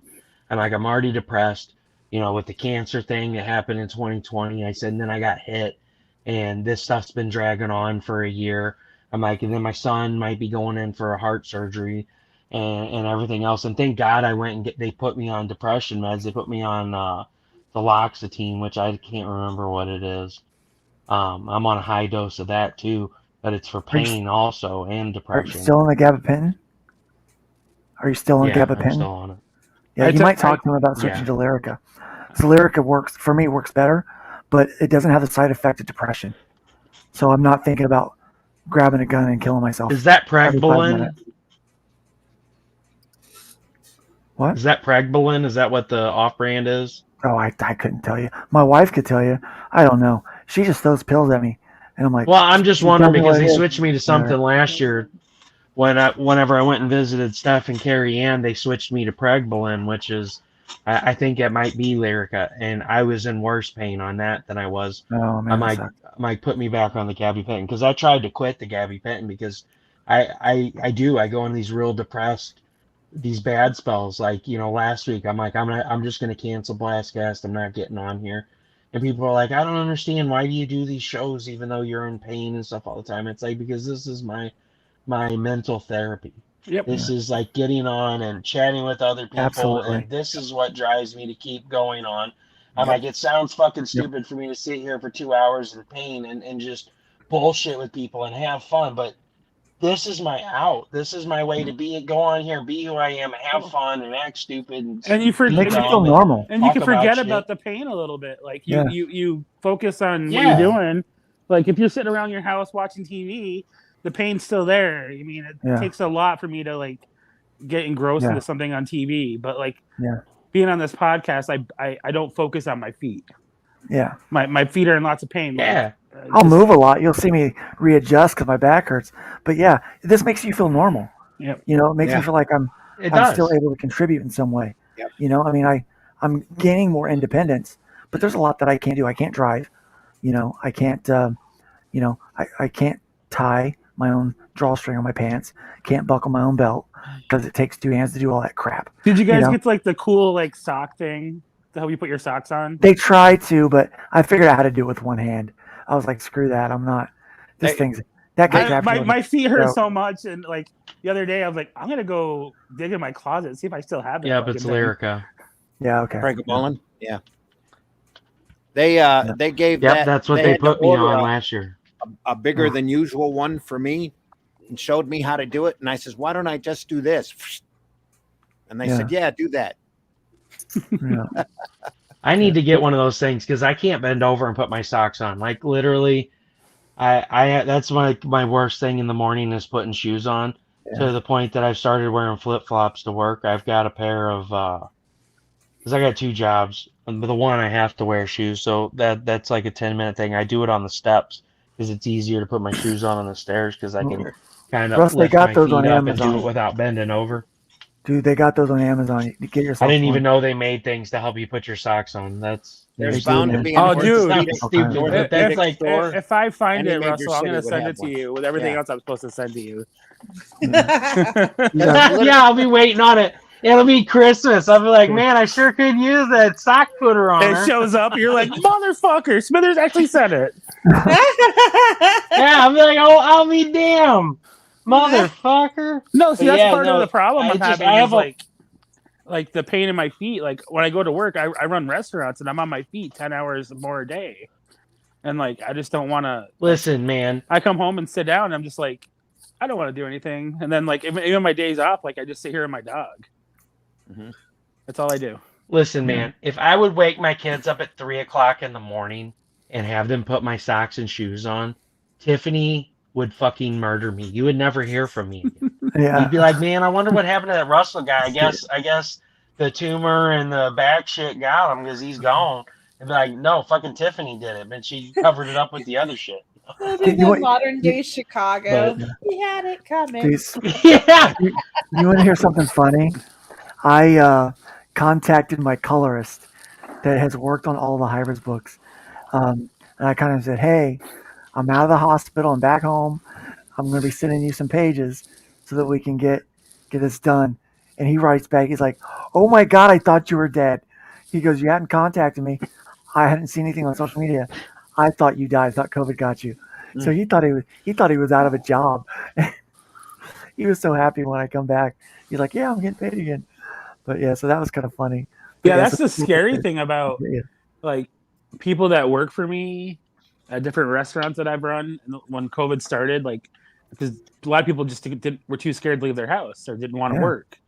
And like then when people could come back, like their number was disconnected because they didn't have enough money to pay their phone bill. They didn't have enough money to pay rent. So you're starting to think, oh shit, did these people die? Did they get COVID and die? Oh, like yeah. so then I'm like looking for parents' numbers to call and be like, hey, is your kid okay? Nuts. Yeah, it's It was nuts. crazy. Well, see, we have the exact opposite problem here. So everything opened back up and nobody can find anybody. Taco Bell's closed at 4 o'clock in the afternoon. Domino's is closed at 6 o'clock at night. Dollar Tree's closed at 1 o'clock in the afternoon. Nobody around here can find anybody that wants to work, and I don't know how these people are surviving. I'm working 2 jobs, and with everything that's going on with me, and I'm still barely paying the bills. And I'm like, how the fuck can you sit at home and not pay the bills? But I'm like, did everybody fucking die or what's going on around here? Because like you go through the drive-thru to get something to drink, and they're like, oh, sorry, there's a sign, sorry, we're closed, not enough help. I'm like, you guys are paying $17 fucking an hour to give people bags of food and fucking cups of soda. Like, I did these jobs for $6 an hour when I was in fucking high school, but nobody wants to do it for 17. Right. Get out of here with that shit. Yep. But going back to what you were saying about the Dilaudid, Luke, so I went to the ER about a month ago because the pain was so bad I was at the point of blackout. Like I told Tiffany, I said, you're going to take me to the hospital like now. I'm like, because I'm on the verge of blacking out. So that she took me to the hospital. My blood pressure was like 243 over 120 something. Oh my gosh, they're dude. like, what's your pain level? Again, you're lucky to be They're alive. like, what's your pain level on a 1 to 10? I'm like, 84. I'm like, just fucking do something. Because at this point, I was just on the gabapentin and the Yeah. duloxetine. That's And not so enough. they took me back, and the doctor came back in, and he goes, I see all this stuff with your back. He's like, I'm just going to have them give you a cocktail. They'll be in a little bit. I laid in there for a fucking hour. The doctor came in, and he's like, so how you feeling? I said, pretty fucking bad. When are they bringing me this cocktail? And he's like, they haven't been in here yet? And I'm like, no. He's like, fuck. He's like, I'll go get them. Hold on. So the nurse comes in, and she gave me 2 shots and a pill. They gave me Dilaudid, Toradol, and Valium. Nice. Did the Dilaudid, was it IV? And so, yes, Were they- all of it were they- was IV except for the Valium. The Valium was a Yeah, pill. when And I'm going to tell you what. Like, they wheeled me out in a wheelchair for Tiffany to come pick my happy ass up. And I'm just sitting out there. I'm like, whoa, dude. Like, Yeah, that'll do Tiffany it. pulls up, and she's like, are you going to get in? I'm like, I don't think I can get up. I went to and then of course at this point, it's like like 45 minutes in, she's driving me to Walgreens to pick up my pain medication. I'm fucking sweating. I feel like I'm gonna throw up because the world's spinning. yeah, And then they gave me that shit that they give you so you can't throw up. And so like I feel like I'm gonna throw up, but I can't throw up. We're in the Walgreens drive-thru, and I look like some crackhead that's waiting for his fix because I'm like, turn the fucking air on. It's like 20 degrees outside and it's raining. I got the window all the way down. I'm like, oh gosh, cold air. dude, Tiffany's I got can the heat on relate, because she's man. got the kids with her. So, Thank God. so I was on a 50 milligram fentanyl patch plus 8 milligrams of Dilaudid a day. But when they sent me home, they didn't send me any of that stuff. So I had no narcotics. So I went through 2 weeks of total withdrawal. And now I'll tell you what, dude, it was the worst thing ever. It was the worst thing ever. And I'm like, so when April's I like, went what to pain the management, fuck's wrong with these people? yeah. So when I went to pain management, was so much I said- better. Jesus. I said, do not. I said, when I went to pain management, I said, do not give me anything that hard. I said, I just got done going with withdrawal. Do not put me on Dilaudid. Do not put me on fentanyl. That crap sucks. You know, it feels good in the moment. But a few weeks ago, I went to the ER because of my feeding tube was still in at that point, and it was getting infected, and I was having a lot of pain. And so when I went there, they gave me a shot of morphine, a good shot of morphine. And I'm telling you what, I liked the morphine a lot. I remembered the morphine from the ICU because they would go back and forth between this other really hard stuff, harder than Dilaudid. Can't remember the name of it. That stuff and morphine. It was kind of my back and forth to keep me out of pain. But morphine is like a truth serum to me. And I already, since I've woke up, I don't have a filter, which is an occupational hazard for a pastor. You kind of have to be able to block certain things that you think you shouldn't say. I have trouble with that. I don't have that filter. So sometimes inside thoughts become outside thoughts. The inside thoughts just fall right out of my mouth hole. And I'm like, oh crap, I didn't mean to say that. And so I have to focus on that. But that was a weird statement. Sorry, mouth hole. Like the mouth hole, yeah, my mouth hole falls out of the mouth hole. But morphine is like a truth serum. So I say everything I'm thinking. I mean, there's no delay in what I think to what I say. And that was a fun afternoon. Let's just put it that way. See, when I was in and the that's how hospital I with like the to spend it. Yeah. Well, when I was in the hospital with the cancer thing back in 2020, I'm like, anytime I go anywhere, I'm like, don't fucking give me morphine ever, like ever. Like if you give me morphine, I will end you, because like they were overloaded with COVID. They were overloaded with the flu. I'm on a bed in the fucking hallway and in so much pain I can hardly even breathe. Every breath is like excruciating pain to like my life's just gonna end right now because like my brain can't take it. And it's such sharp pain, it just takes the breath out of you anyway. Oh yeah. And so they gave me morphine. I could not sleep. It was like speed. Like I was ready to run a marathon. I'm like, let's go, let's do it. And Tiffany's like, what the fuck is wrong with you? I'm like, I don't know.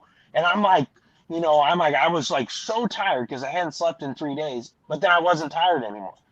So they get me upstairs and I'm like, no more morphine, no more morphine. Well, so then they switched me to oxycodone.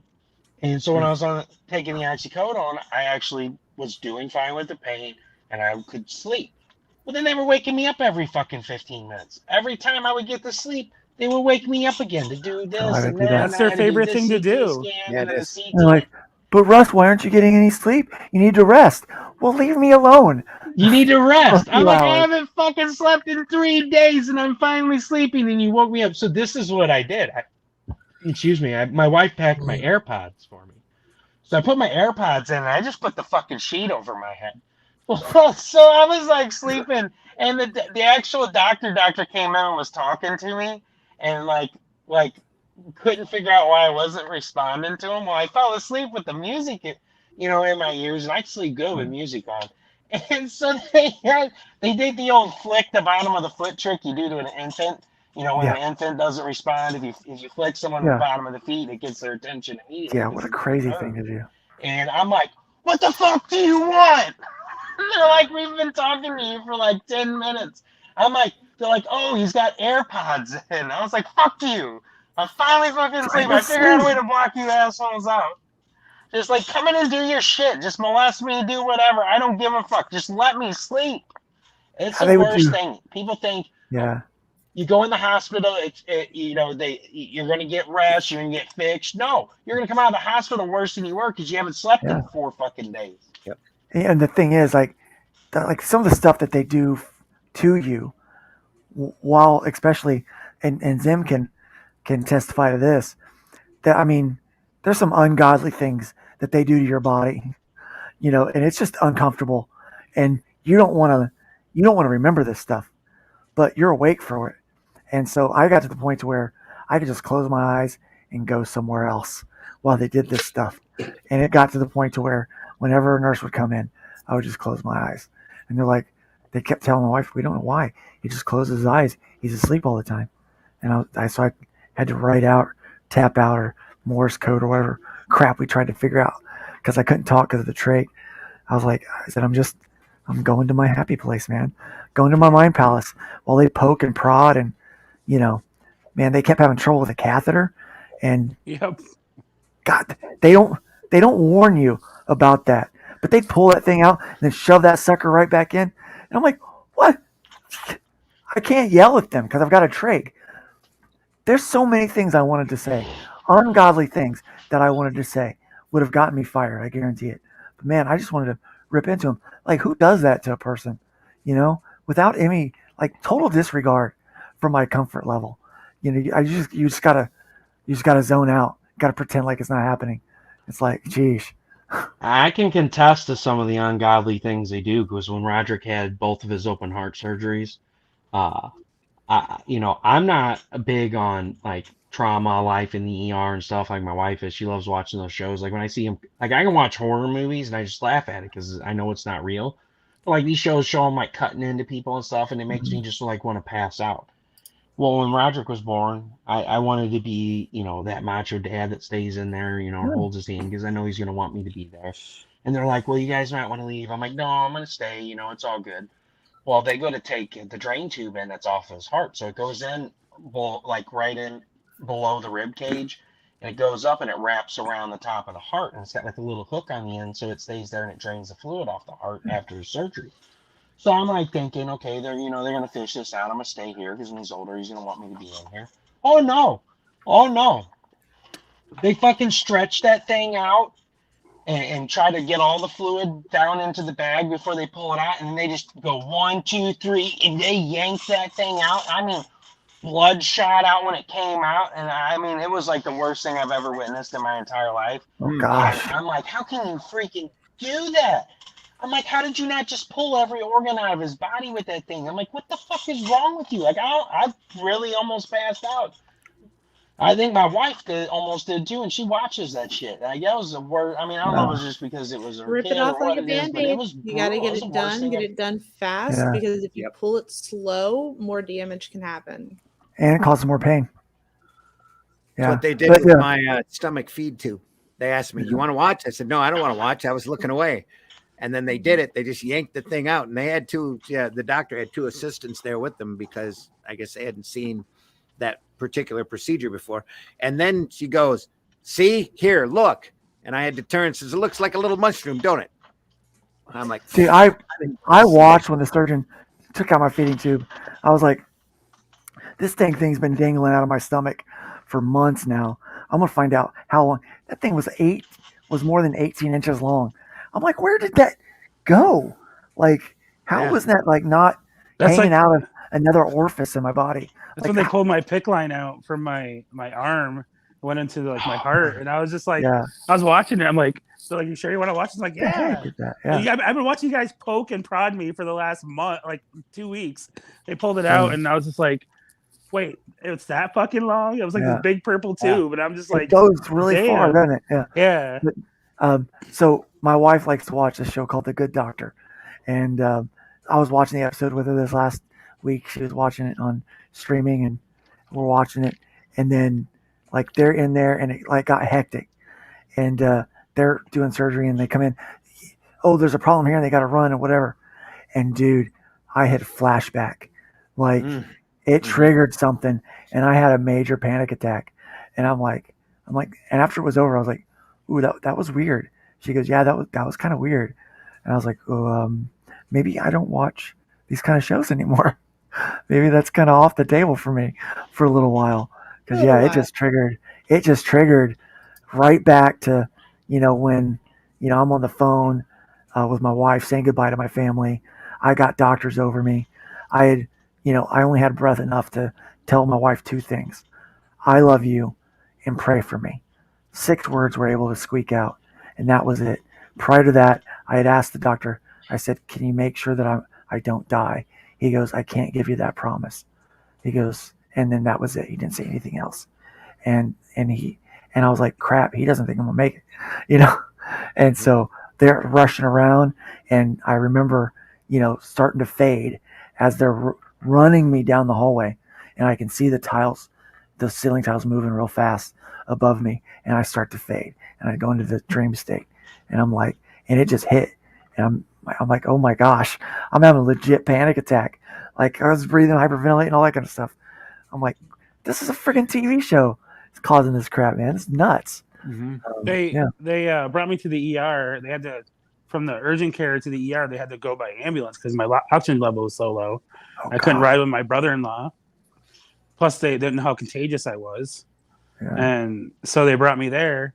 And the doctor comes in, he's like, we're going to put you under for like 2 or 3 days to help fight the infection in your body. And I'm like, okay. Everything's still in slow motion. And like my sister texted me, like, we're on our way. We'll be there shortly. Do you want anything to eat? I'm like, no. So the boys had to stop and get something to eat because they just took them out of school. They haven't eaten lunch. And by the time, like, I remember they just got to the ICU, and I saw them, and the next thing I know, next thing I know was dreams, but next thing I know, waking up, it was like a month later, and I really had no idea why I was in the hospital. It literally took me almost 3 full days to realize what really happened and how I got into the hospital. Yeah. It's like, what happened, man? My dreams were messed up because I could hear stuff in the hospital and stuff they played on TV. Like I knew, like while I was it's the month of February, by the way. So in Green Bay, they hit like -40 that year. Oh gosh! And it was like -40 outside. Like I had dreams I didn't have insurance. I had dreams that like they were gonna put me out. They were trying to kill me. The nurses. It was just all fucked up. And like that's why me trusting nurses was really hard. And like when I could trust that nurse and I came out, it was crazy. It was really hard. He was trying to marry all of them. Yeah, that's fucked up. In my dream, I was all fucked up. But no, it was really crazy that like something happened in one of the dreams where I thought I was going to jail, and I woke up and I finally saw my parents, and I was like crying because I couldn't talk. So I had the tube in, and I couldn't talk, and I love to talk, so like it was really hard. And like I didn't quite understand everything that was going on. They couldn't understand me. I was trying to like scratch like on the paper, like you said. They gave you copy paper, and you're trying to write with a pencil or a crayon, and it's not working. I mean, they even brought in a big pencil, and I just couldn't do it. Yeah. And then my brother-in-law brought my phone into me, my iPhone, and even typing on that was ridiculous. Yeah.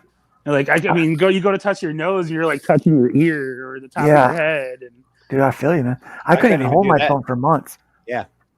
Like I could lift this my arm only way to talk. like There's no fucking way I wasn't gonna hold it. But I had to use 2 hands. Like I had to like put it down on my stomach and like try to push with my other finger. But it was so hard. It was just exhausting to do. I wasn't strong enough to push the call button on the thing. I couldn't. So my way of talking to the nurse, if I needed something, was this. I'd go. And hope one of them would see me. And in the ICU, it's the desk in the middle, and then all the rooms face, and it's the glass wall, so that they can see you because they've got to monitor you at all times. So eventually, and I couldn't see out there very well because I'm laying down, and can't lift my head up yet. And so I'm like, eventually someone will see this. And sure enough, after, I don't know, sometimes it felt like 20 minutes, sometimes 5 or whatever, that someone would come in. They're like, do you need something? And usually it was, roll me or something like that.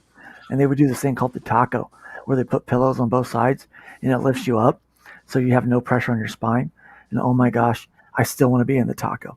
It was great. Oh, yeah. I do that. I do that every morning. Like I wake up and I have like that's a what she pillow on this said. side and a pillow on this side. That's what she said. They Still never wanna be- never Or did that that to way. me, and I had bad tailbone problems. They had a wedge that they jam underneath the See, on that my didn't feet work. and lean me up on You one gotta side. you gotta have the taco. The taco would have helped that, where they Probably. put pillows on both sides and it takes all the weight off your spine, all the way down. I think it's I the need a best thing. taco. I think would've the been worst great. thing after waking up, Mm. I think really the worst thing is the fucking fluid buildup in your trach tube. Oh gosh, yes. Like you They could have breathe, you be suction all the breathe, time. yep, you'd be breathing fine. Also, it's like you just can't Yeah. breathe. And they then come in with you a suction. can't, and you can't do anything. You're just like fuck. Yeah, it's like, what am I gonna do? I'm gonna drown on my own freaking snot Yep. or whatever. And then they come in with that thing, Yep. suck you out. man. Dude, Oh my God, that's the I worst sound remember. ever. I remember that sound. Like you just Yep. did that, and it just brought me like back there. It was Dude, crazy. Dude, that's exactly the sound too. I'm It telling you. is. Like, And yeah, it's I like got when real there's a good lot at of that stuff. now. It's like Yeah, oh, it's so bad. Dude, and they would have the thing where they were trying to, when I was capped, they would sometimes like take it and take the cap off and pull the tube out yep. and like change the tube for me. And they pull it out and be covered in gross stuff. And I'm like, oh my gosh, I'm disgusting. So Like, this when they finally actually took the tube, the first tube out, and put a smaller tube in, so the hole would close around that tube. yeah, Like yeah.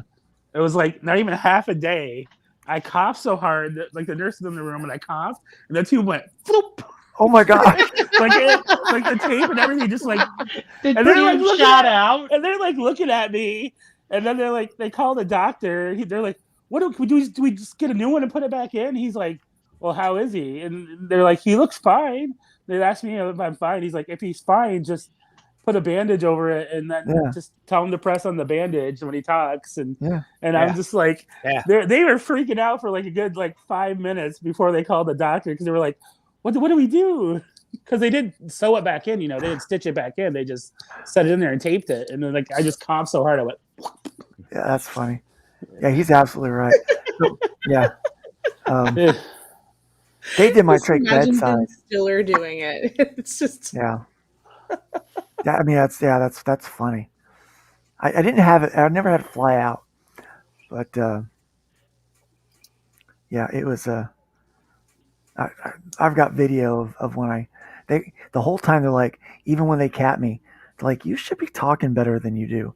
Your voice should sound better, and no one wanted to admit that I had gotten vocal cord Did they intubate damage. you too long? I was That's probably intubated what for 5.5 weeks. Yeah, that was too long. Because when they intubated me after 2 weeks, they told my parents like they had to make a decision to either intubate me and possibly have damage to my throat and vocal cords, or to just give me a trach. And my parents want trach. So, Yeah, I was intubated for 5.5 weeks, and then they trached me. So I've got scarring on my vocal cords, which I used to be a singer and a pretty decent one. That's out of the question for a while anyway. You can just sound like yeah. Tom Waits. You skip that like Yeah. And then it's lung capacity. See, that's what we're scared to death. I can't hold a note. Yeah. That's okay. All that You'll stuff. get It a scared chance us to hear death you when before Roderick you know had it. his first open heart surgery, and they intubated him. He was extubated like the third day after the surgery, but whenever he had the open heart surgery, they go real close to your vocal cords when they go in to do the surgery. Yeah. And they admitted to us that they think they cut his vocal cords because when he would cry, it was literally, Oh no. like literally was like a faint whisper. Oh. And so we were scared to death when we brought him home because while we're like, we've got a 1-month-old baby and we can't even hear him cry if he cries. Like, what if something's wrong in the middle of the night? So like we slept with him next to the bed in whatever you call those things. Whatever, not a cradle. It was the cots. Bassinet. Bassinet. Bassinet. bassinet. Thank you. The mom. Thank you, Yeah, April. so we had him in the April back for of the it next to win. us. 'Cause- yeah, April, thank you. And we had him She in the said back it of it. And we six were just times. scared Things to I death. understand. Well, Yeah. I worked in And so we had to take him to a ER and ICU and critical care for like 20 years as a wow. secretary. Yeah, I So know. I I know. You were heard like the listening to stuff. everything. Yeah. Yeah. So you're like, you know all this so stuff. we had to take him. I like the suction thing. It's called a yonker. Yeah. All The of that. yonker, yeah. I loved my yonker. Like I got to the point where I was like, It is the worst noise I would hear ever. that. And here's the thing: they didn't realize that the suction power was controlled by Yep. the level thing. So I'd be like, my yonker's not working. Like it's not working. It's not taking it. And finally, I had a nurse that like figured it out. And man, when you got a yonker that works, Luke, Yes. whatever hospital you went to, don't fucking ever go back there, dude. Oh, Like, it just sounds like you had the most That's incompetent motherfuckers in the world. I was sent to a place because there's only a few places that was able to take someone that was on a vent. Okay. Yeah, With an no, that's artificial airway. understandable. And the place that I went was this place called Kindred.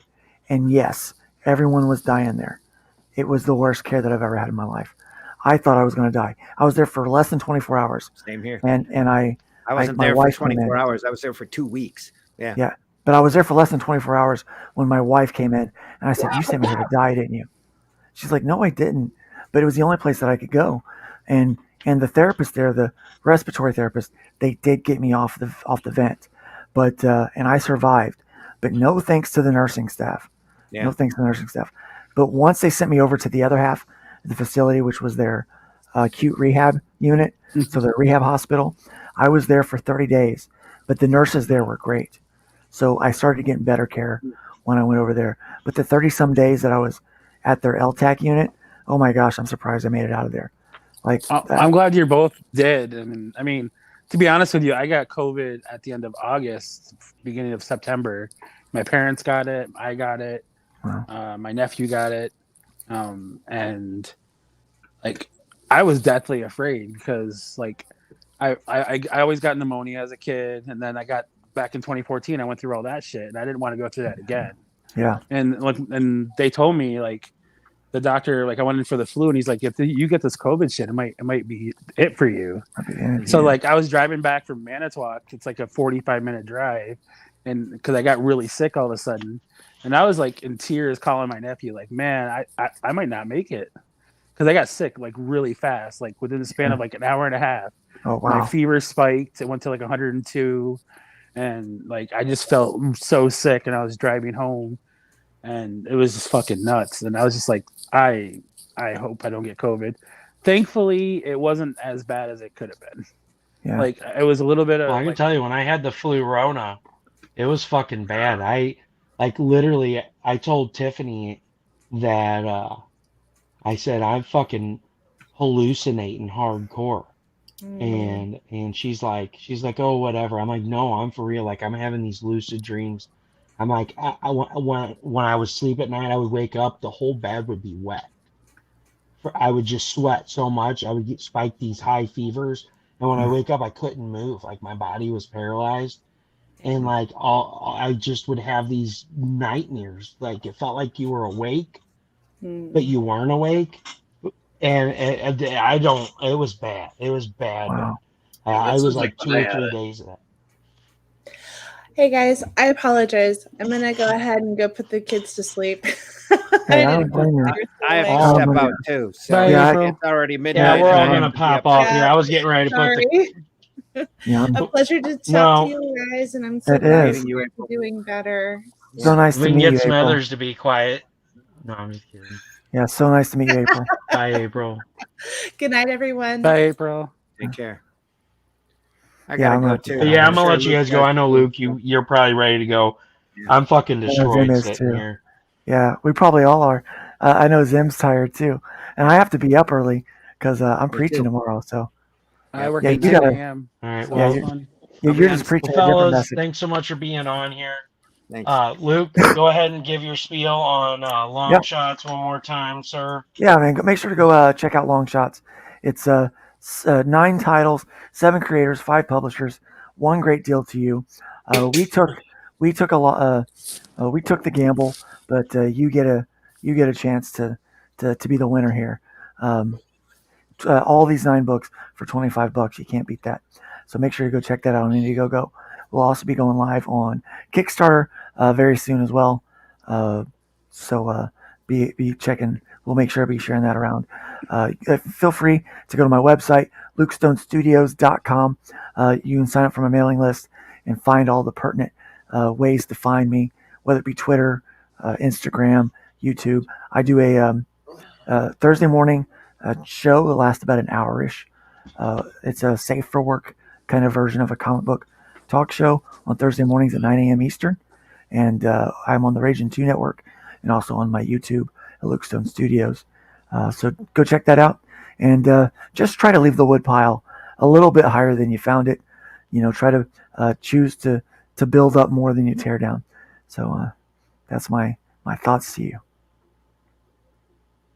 And then if this thing would stop being goofy, it just locked up on me. I'm going to put that link in that you gave me for that preview link for hybrids.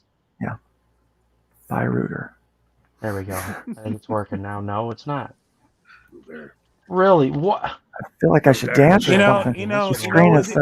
With your light in the background and all the pictures up there, it kind of looks like you're like trying to solve a crime. Yes.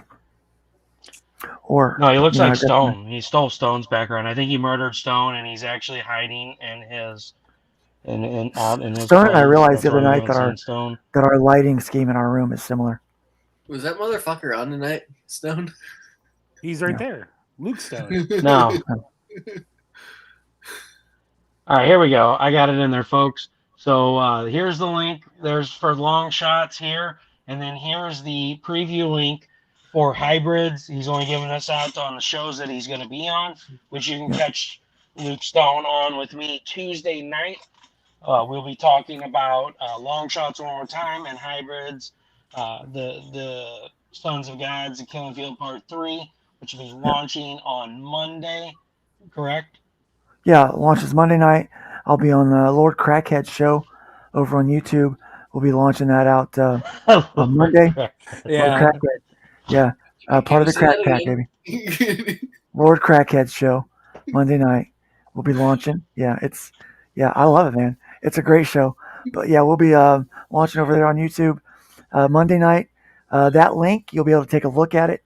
You won't be able to back anything yet until it goes live on Monday. When it goes live on Monday, we'll probably an hour or so before the live stream begins, we'll go live. But if you join the mailing list today, I will be sending out a secret link on Monday that gives you access to a secret perk, which is discounted. It has a 31% discount on it for people that sign up for the mailing list. It's a pretty cool perk. So be sure to check that out. Yeah. Your voice is working for you right now because you're getting softer and softer. And when you're starting to talk about that secret link, you're like, and the secret link. And you started getting a little, yeah. It was working for you right there. That was nice. I didn't. This all right, was guys, not a so thanks so much. We're going to do get the free shirt. I bought this shirt, but I own a lot of Ruger's. I'm one of those people. I use my real name. My address is published. I don't, so I've doxed myself in real life, and so I'm one of those people. I'm like, dude, feel free to come over if you're here for good things. We'll share a cup of, we'll drink a cup of coffee, have a snack, talk about comics and hang out for a while. If you're here for negative things, this is a stand your ground state here in Florida. So you will be met with force if you're here to cause trouble.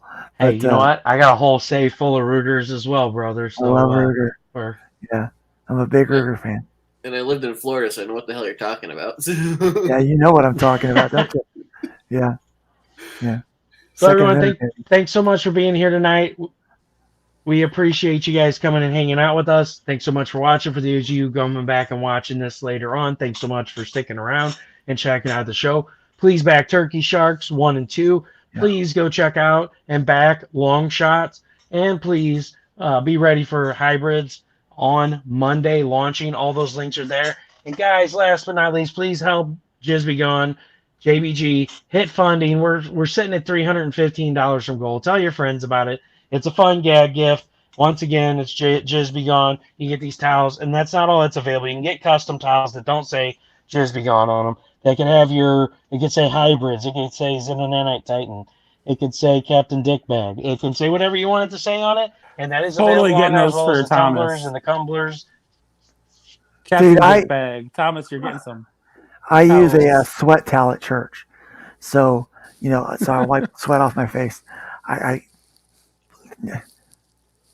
You can get it personalized so it doesn't say just begun. Don't get me a Just Be Gone towel.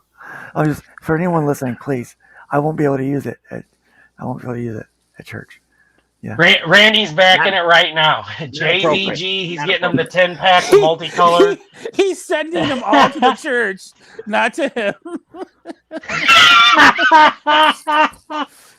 Hey, listen, you can get Reverend. So the Luke office manager will Stonewalker get on she's there. like, the office manager will get there, open up the box, and be like, oh, some sweat towels. What is this? Just Be Gone. What is this? And then she'll have a heart attack. No, you I'll have to deal with that. say, oh, it's a misprint. It's supposed to say Jazz Be Gone. Jazz is stupid. All right.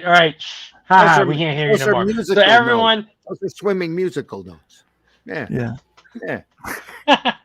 So everyone, thanks so much for being here. Thanks for hanging out. As always, this is Russ Explode Studios with projects that will blow your mind. You guys have a great night and a great rest of your weekend. And I'll see you Tuesday with Luke Stonewalker.